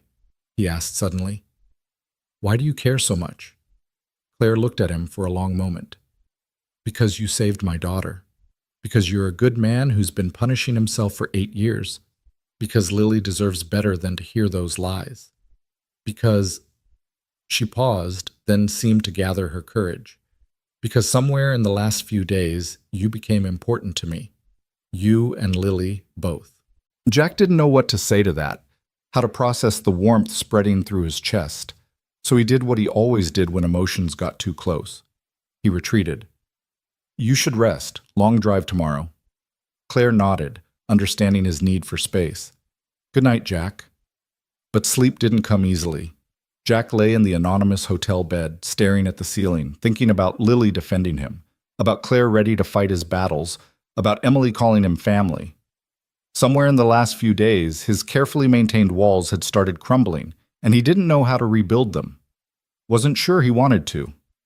They left early the next morning, Emily armed with coffee for everyone. She'd found a local cafe and charmed them into making Claire's complicated order exactly right. The girl had a gift for making friends everywhere she went, talking to strangers like they were already friends she hadn't met yet. "You're not like most kids your age," Jack observed as they got back on the highway. "Trauma-induced advanced maturity," Emily said matter-of-factly. "Plus, Mom always talked to me like an adult, even when I was little. She said kids rise or fall to meet expectations." "Smart woman, your mom." "The smartest," Emily agreed. "That's why she likes you. She has excellent judgment." Claire made a choking sound from the passenger seat. "Emily!" "What?" "It's true. You haven't dated anyone in like 3 years, and then Jack saves you from a landslide and you're all, Emily Grace Hartley. Stop talking right now." Jack kept his eyes firmly on the road, pretending he hadn't heard anything, but he could feel the heat in his face. In the rearview mirror, he saw Emily grinning, completely unrepentant. They crossed into Idaho by mid-morning, the landscape changing from desert to mountains. Emily had her face pressed to the window, commenting on geological formations and vegetation changes. Her enthusiasm was infectious. Even Jack found himself pointing out landmarks, telling stories about the region he'd never shared with anyone except Lily. "There," he said as they crested a hill. "Those peaks in the distance? That's where we live. Another 2 hours." "It's beautiful," Claire said softly. "I can see why you chose it." "It chose me, really. After everything, Lily and I just drove until we found somewhere that felt far enough away. The cabin was for sale, needed tons of work. It gave me something to do with my hands while I figured out how to be a single parent." "You did an amazing job," Claire said. "Lily's incredible. She raised herself mostly." "You need to stop saying that," Emily piped up from the back. "Parents who say their kids raise themselves are usually the ones who did the most raising. Like the very fact that you think she's independent means you gave her the security to be independent." Jack glanced at Claire. "Is she always this insightful?" "Always. It's occasionally terrifying." They stopped at the last town before home to get groceries. If they were having guests, Jack needed to stock up. Emily insisted on coming in, fascinated by the small-town market that was nothing like the Whole Foods she was used to. "They have actual butchers," she said in wonder. "Who know the names of the cows?" "Welcome to Montana," Jack said dryly. The checkout clerk, Mrs. Patterson, did a double-take when she saw him with Claire and Emily. "Jack Callahan as I live and breathe, and with company." "Mrs. Patterson, this is Claire and her daughter Emily. They're visiting." Mrs. Patterson's eyes lit up with the kind of interest that meant the entire town would know about his visitors within hours. "How wonderful! Lily must be so excited." "She doesn't know we're coming," Emily offered. "It's a surprise." "Is it now?" Mrs. Patterson was practically vibrating with curiosity. "Well, any friends of the Callahans are welcome here." Outside loading groceries, Claire laughed. "She's going to tell everyone, isn't she?" "Everyone. By the time we get to the cabin, the whole town will have theories about who you are." "And who am I?" Claire asked, something teasing in her voice. Jack looked at her, bruised but smiling, standing in a small-town parking lot 1,000 miles from her CEO life, ready to fight for his daughter, and found he didn't have an answer. Or rather, he had too many answers, none of them simple. "Someone who should be resting instead of taking road trips," he said finally. The road to the cabin was winding, narrow, exactly as treacherous as Emily had hoped. "This is like something out of a movie," she said. "Do you get bears?" "Sometimes. Lily names them all, which I keep telling her is a bad idea." "She names the bears?" Emily was delighted. "What are their names?" "There's Frederick, who likes to knock over trash cans. Maud, who has 3 cubs.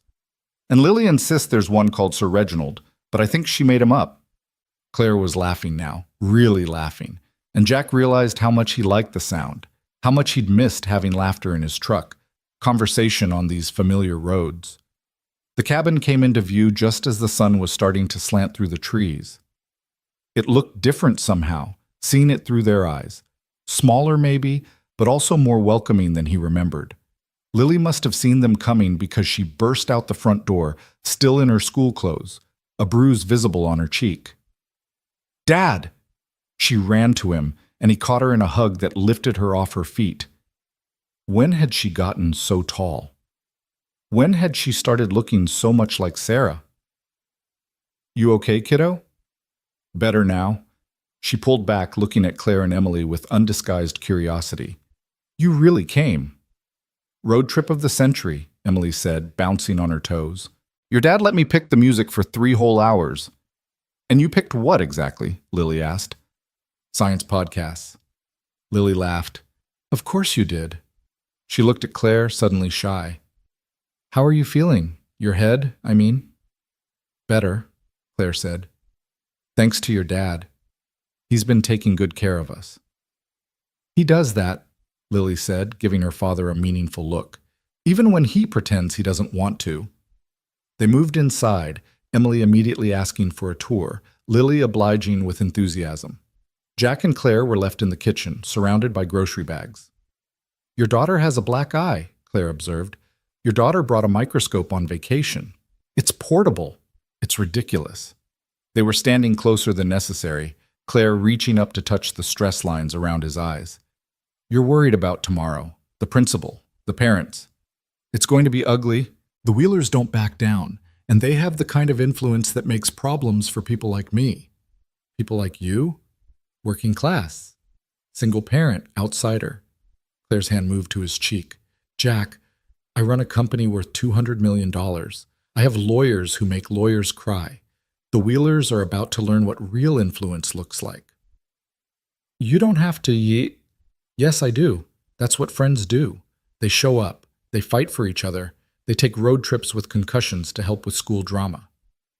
"Is that what we are? Friends?" Claire was quiet for a moment, her hand still on his face. "I don't know what we are, Jack. I know you saved my life twice. I know my daughter adores you. I know I feel safer with you than I felt with anyone in years. I know that when the hospital called, you dropped everything and flew to San Francisco." "What do you call that?" Before Jack could answer, Emily and Lily burst back into the kitchen, talking animatedly about something involving the workshop and a project they wanted to start immediately. "After dinner," Jack said automatically, "and homework." "We don't have homework," Emily said. "Spring break." "I'm suspended, remember?" Lily added. "You're not suspended yet," Claire said, pulling out her phone. "What time is the meeting tomorrow?" 9 a.m., Lily said. "Dad, seriously, the Wheelers are going to make this into a huge thing. Marcus's mom is on the school board." "Then it's good we have our own huge thing," Claire said, typing rapidly. "Emily, remember Mr. Davidson from the California Education Committee? The one who wanted you to sponsor that STEM program? That's him. His brother runs the Montana Education Department." She looked up from her phone, smiling in a way that was slightly terrifying. "The Wheelers aren't the only ones with connections." Jack stared at her. "You're going to call in favors for a middle school fight?" "I'm going to ensure that a family who's been through enough doesn't get railroaded by bullies with law degrees." She went back to typing. "Also, I'm very good at this. Ask anyone who's tried to hostile take over my company." Dinner was chaotic in the best way. Emily and Lily had immediately bonded, talking over each other about books and science and art. They'd apparently been texting constantly for weeks, sharing inside jokes Jack didn't understand. Watching them together, he saw what Lily had been missing, a friend who understood her, who spoke her language. "We should do an experiment," Emily was saying, "about wood density and water absorption for my science fair project." "We have tons of different wood samples in the shop," Lily said. "Dad saves everything." "I don't save everything. You have a box labeled wood scraps too small to use but too nice to throw away," Lily pointed out. "Those have sentimental value." "They're wood scraps, Dad. Some of them are from important projects." Claire caught his eye, smiling. "A sentimentalist disguised as a pragmatist." "A pack rat disguised as a craftsman," Lily corrected. After dinner, the girls disappeared to the workshop, leaving Jack and Claire on the porch. The night was clear, stars brilliant in a way they never were in cities. Claire was wrapped in one of Jack's flannel jackets, looking somehow both out of place and perfectly right. "Thank you," Jack said suddenly, "for coming for caring about Lily, for all of it. Thank you for letting us, Claire replied, for letting us in, even a little.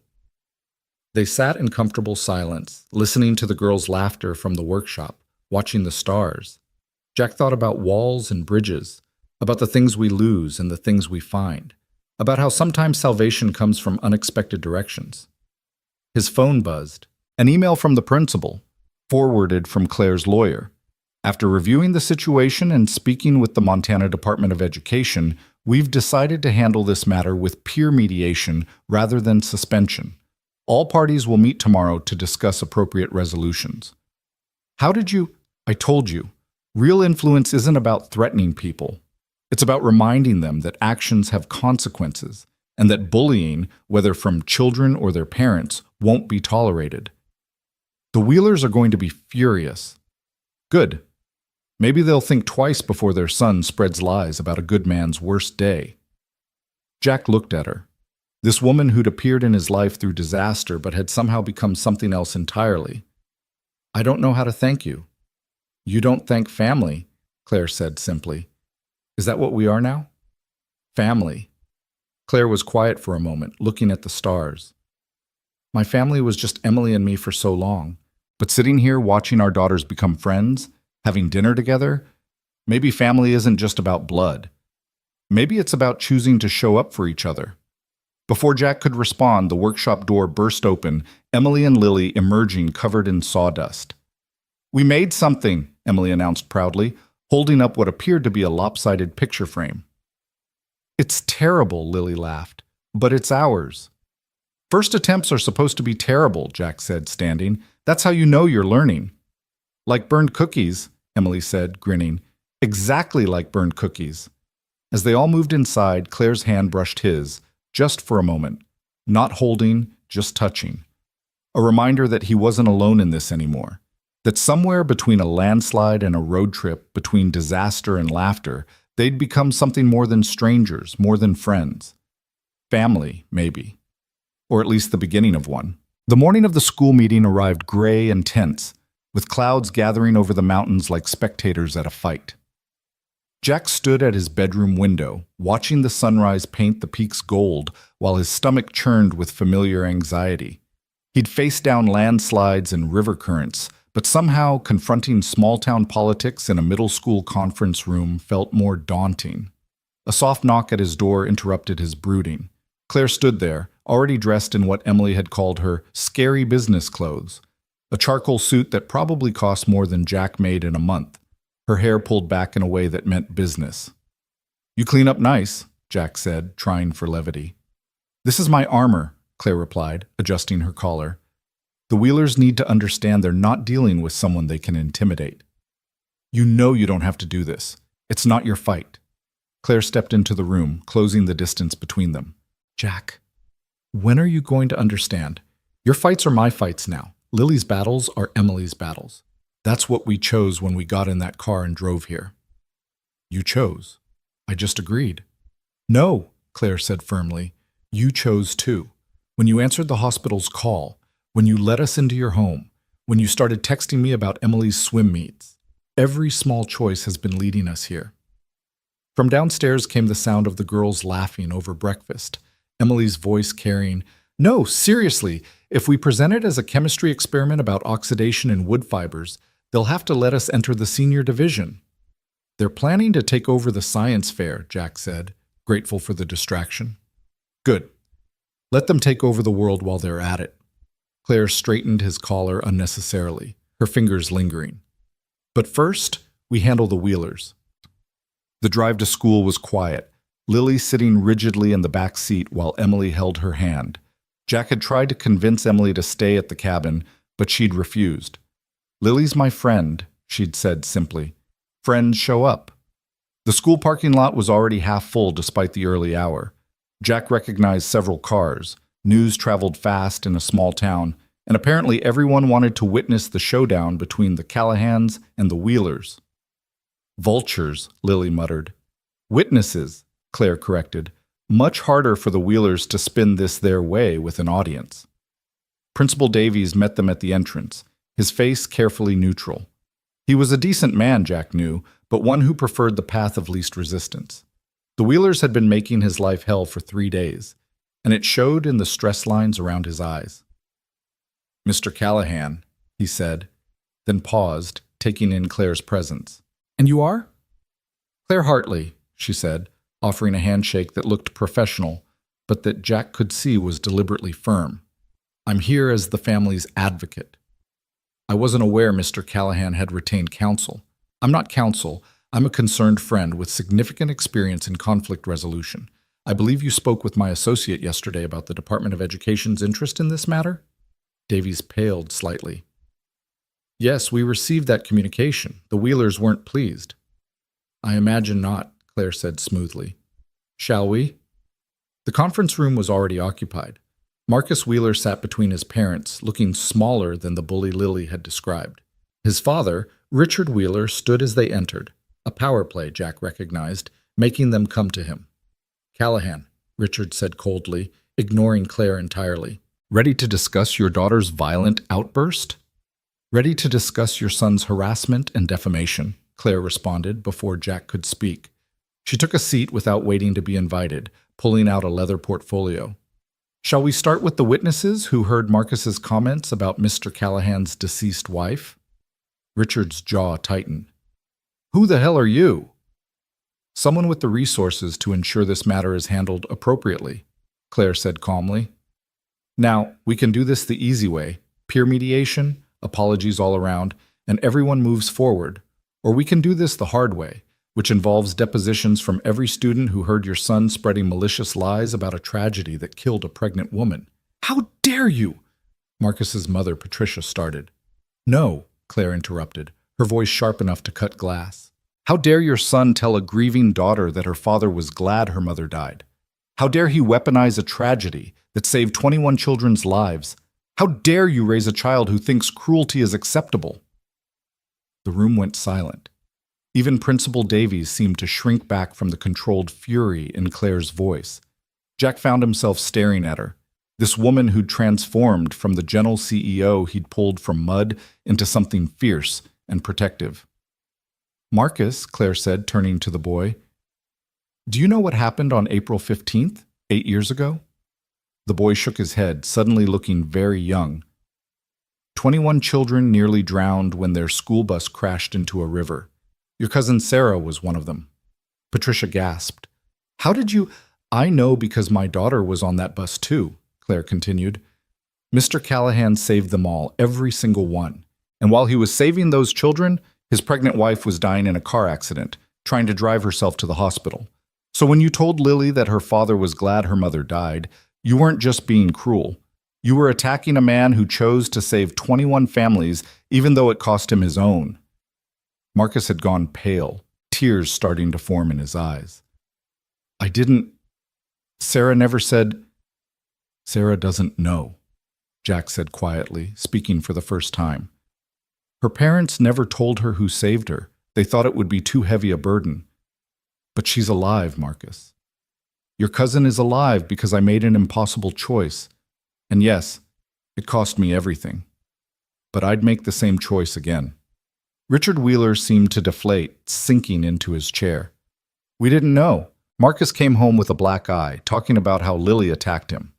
"After he spent 20 minutes telling the entire cafeteria that my mom died because my dad didn't care enough to save her," Lily said, her voice steady despite the tears on her cheeks.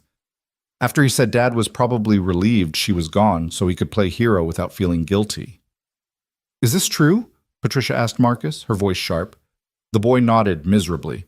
"Tommy Garrett said his dad knew someone who knew about the bridge thing, and how Mr. Callahan's wife died the same day, and we made up the rest. It was supposed to be a joke." "A joke?" Emily said suddenly, and everyone turned to look at her. "You thought orphaning someone was funny. You thought weaponizing the worst day of someone's life was entertainment?" "Emily," Claire said gently. But Emily wasn't done. "No, Mom, he needs to hear this. My mom spent 8 years looking for Mr. Callahan. 8 years trying to find the man who saved me so she could say thank you. And when she finally found him, you know what she discovered? A man so broken by loss that he'd hidden away in the mountains, convinced he didn't deserve forgiveness. Your joke wasn't just cruel, Marcus. It was evil. The word hung in the air like a physical presence. Marcus was crying now, really crying, and even his parents looked shaken. I think, Principal Davies said carefully, we need to refocus on resolution. The resolution is simple, Claire said. Marcus apologizes, publicly, to ensure all the students who heard his lies also hear the truth. He does 20 hours of community service at the hospital, specifically in the children's ward, to learn some empathy. And the Wheelers make a donation to the water safety program at the community center, where kids learn to swim for free. That's extortion, Richard started. That's accountability, Claire corrected. Your son spread lies that could have destroyed a good man's reputation. This is actually quite lenient. And if we refuse? Claire smiled, but it didn't reach her eyes. Then I make some calls to the state education board, to the media. Imagine the headline, School board member's son bullies hero who saved 21 children. To my friend at the Times who's been wanting to do a retrospective on the Riverside Bridge rescue. Your choice. Jack watched the Wheelers exchange glances, saw the moment they realized they were outmaneuvered. But it was Marcus who spoke first. I'm sorry, he said, looking directly at Lily. What I said was awful. Your dad's a hero, and I was jealous because everyone thinks he's amazing and my dad just sues people. He glanced at his father. No offense. Richard's face was an interesting shade of red, but Patricia put her hand on his arm, keeping him silent. I'm sorry too, Lily said quietly. I shouldn't have hit you. Violence doesn't solve anything, but if you ever talk about my mother again, I won't, Marcus said quickly. I swear, I'll tell everyone I was lying. I'll tell them the truth about your dad. Principal Davies cleared his throat. Well, that seems like progress. Shall we discuss the specific terms of the resolution? The next hour was paperwork and negotiations, Claire handling everything with the efficiency of someone who'd brokered million-dollar deals. By the time they left, Marcus had a community service schedule, the Wheelers had committed to a substantial donation, and Lily was cleared to return to school the next day. In the parking lot, Richard Wheeler caught up to them. Callahan, he said stiffly, I owe you an apology. We didn't know about what you did. Sarah never told us she was on that bus. Her parents moved here from California when she was 5, never mentioned the accident. Jack nodded, not trusting himself to speak. You saved my niece, Richard continued, his voice cracking slightly. My brother's little girl, and I let my son... He trailed off, then seemed to gather himself. Thank you. For Sarah. For all of them. He walked away before Jack could respond, leaving them standing in the morning sun that had finally broken through the clouds. Well, Claire said lightly, that was fun. Jack laughed, surprising himself. Your definition of fun is terrifying. Mom's negotiation face is scary, Emily agreed. She once made a venture capitalist cry. He deserved it, Claire said. He tried to steal our patent. They drove home in comfortable silence, Lily and Emily already planning their science fair project in the back seat. But as they pulled into the cabin's driveway, they found an unexpected car waiting, a rental with California plates. A woman got out, tall and elegant, with streaks of silver in her dark hair. She looked nervous, almost fragile, clutching a manila envelope. Can I help you? Jack asked, immediately wary. Mr. Callahan? Jack Callahan? Yes. My name is Diana Morrison. Well, Diana Chen now. 8 years ago, my daughter was on a school bus that crashed into a river. Jack felt Claire's hand find his arm, grounding him. I remember, he said carefully. Maylin, my daughter, she was 5, wearing a yellow raincoat that made her look like a duckling. Diana's voice was thick with emotion. She was the last one you pulled out before the bus went under completely. Jack's memory flickered.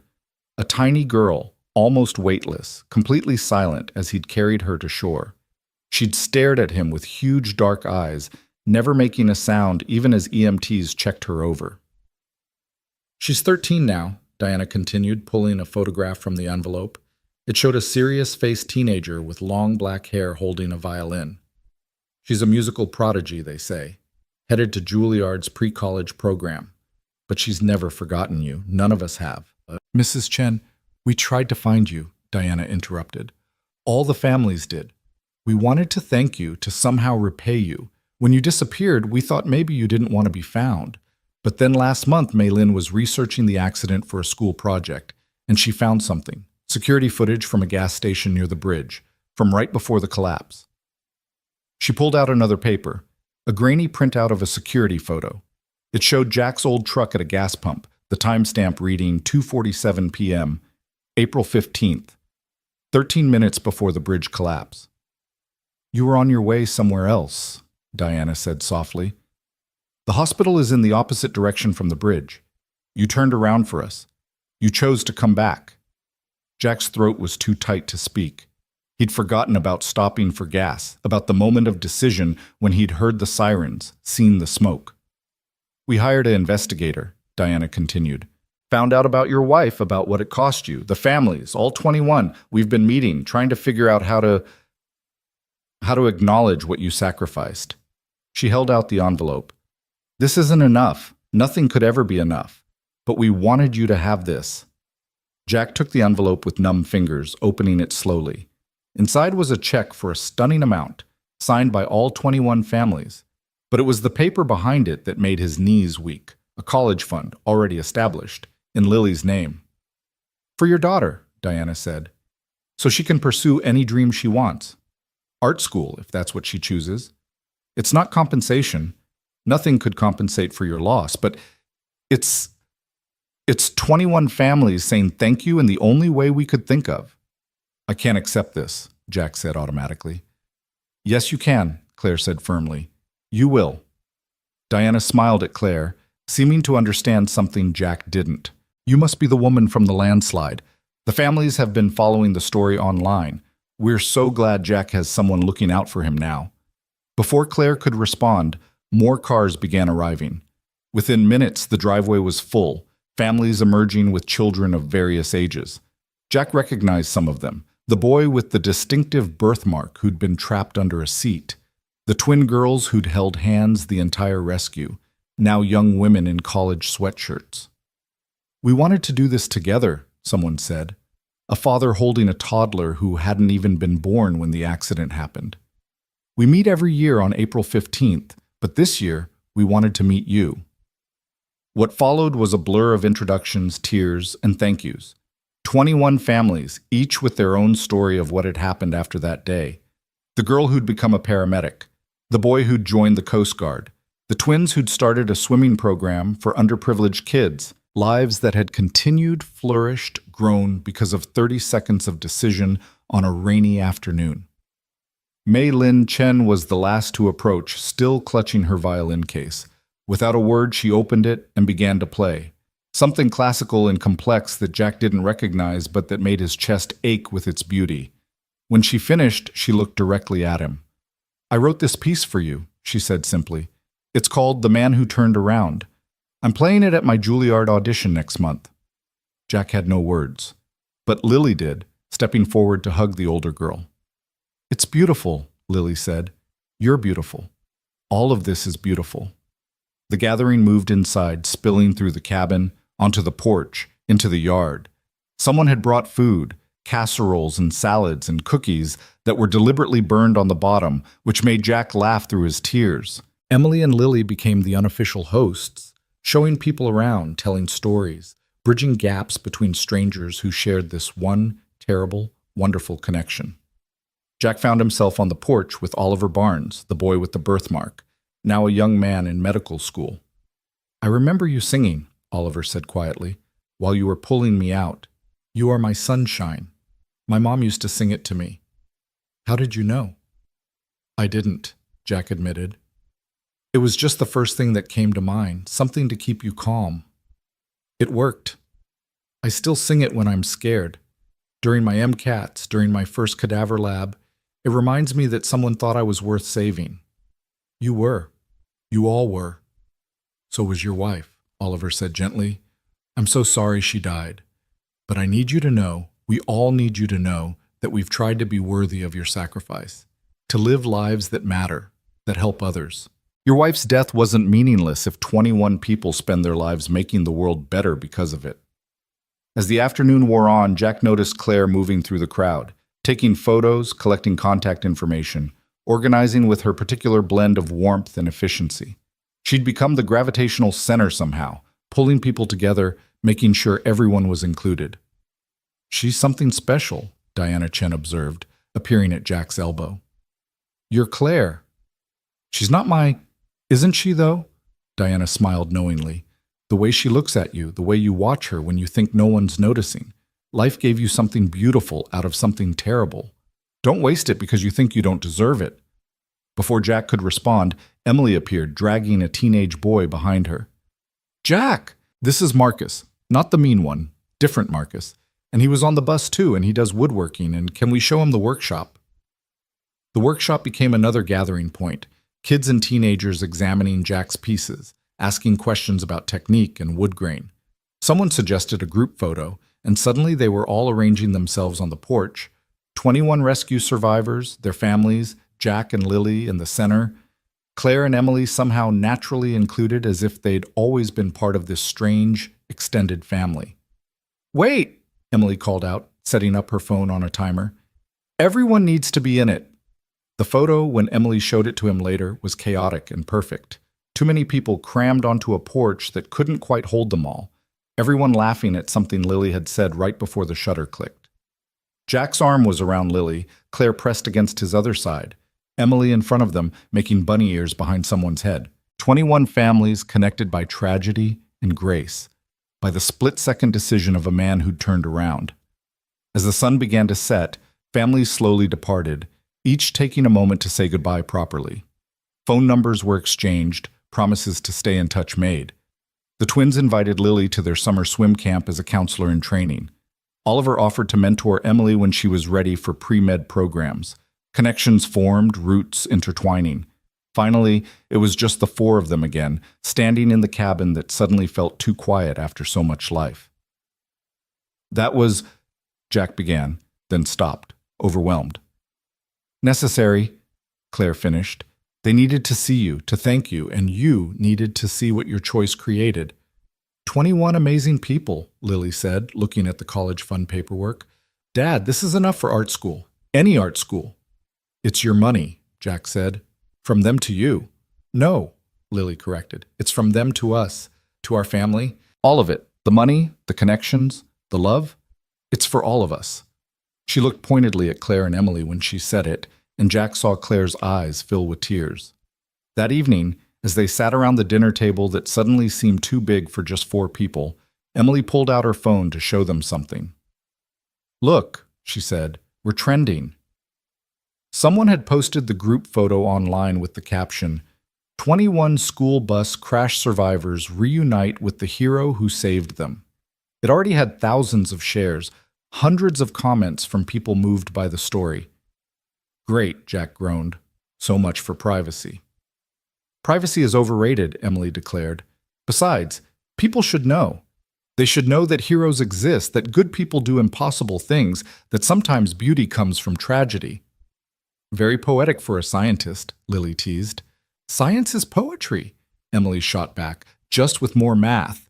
Later, after the girls had disappeared to plan world domination through their science fair project, Jack and Claire stood on the porch watching the stars emerge. "How do you feel?" Claire asked. "Like I've been hit by a truck, but also like maybe the universe is finally balanced again. Does that make sense?" "Perfect sense." She moved closer, her warmth a comfort against the cool night air. "Jack, can I ask you something?" "When Diana said I was your Claire, you didn't correct her. Not really." Jack was quiet for a long moment, weighing words, weighing the risk of honesty. "Because maybe you are. My Claire. If you want to be." Claire turned to face him fully. "I drove 15 hours with a concussion to defend your daughter from a bully. I think we're past the if stage." "It's complicated. You live in San Francisco. You have a company to run. Emily has school." "All logistics," Claire interrupted. "We can figure out logistics. The question is whether you want to." Jack thought about the last few weeks. The unexpected rescue, the slow exchange of texts, the hospital visit, the road trip. How Emily had fit naturally into their life, how Lily had blossomed with their presence, how Claire had stood like a warrior in that conference room defending his family. "I want to," he admitted, "but I'm terrified. The last time I let someone in completely—" "You lost her," Claire finished, "and it broke you. But Jack, you're already broken. We both are. The question is whether we want to be broken alone or together." "Together sounds better," Jack said softly. "Yeah? Yeah." She kissed him then, soft and certain, tasting like hope and second chances. When they pulled apart, both girls were watching from the window, grinning. "Finally," Emily called out. "Lily owes me $5. "You were betting on us?" Claire asked, mock-offended. "It was obvious," Lily said. "Dad's been making hard eyes at you since the landslide." I don't make heart eyes." "You totally do," all three females said in unison, and Jack laughed, really laughed, feeling something shift and settle in his chest. This was it, he realized. This was what Oliver had talked about, living a life that mattered, that helped others, that chose love over fear. It had taken 8 years and 21 families and a woman trapped in a landslide, but he'd finally found his way back to something like wholeness. Not perfect, never perfect, but real and messy and absolutely worth saving. "So," Emily said, bouncing on her toes, "when do we move to Montana?" "Emily," Claire protested. "What? The schools here have way better science programs than San Francisco. There's actual nature. Lily and I could work on projects together." "She has a point," Lily added. "Plus, I need someone who understands my references to molecular biology." Jack and Claire exchanged glances, a whole conversation in a look. "We'll figure it out," Claire said finally. "Together. Together." The word hung in the air like a promise, like a bridge rebuilt after a collapse, stronger for having been broken. As they all went inside, Emily and Lily already planning how to reorganize the cabin to fit everyone, Jack caught sight of the photo on Emily's phone again. All those faces, all those lives, all those futures made possible by one terrible, beautiful choice. He thought about Sarah, about the baby they'd lost, about the life that might have been. The grief would never fully leave. It was carved into him now, part of his structure, like the grain in wood. But maybe that was okay. Maybe the scars were what made the surviving parts stronger.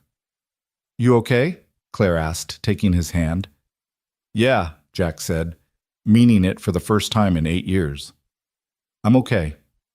They stood there for a moment, hands linked, listening to their daughters plan their shared future with the confidence of people who'd never learned that some things were impossible. And maybe that was the real gift. Not just the lives saved or the families found, but the possibility of believing once again that tomorrow could be better than yesterday, that love could grow in ground that had been salted with tears. The stars wheeled overhead, indifferent and eternal. But in the warm light of the cabin, 4 people who'd found each other through disaster and grace were writing a new story, one careful word at a time.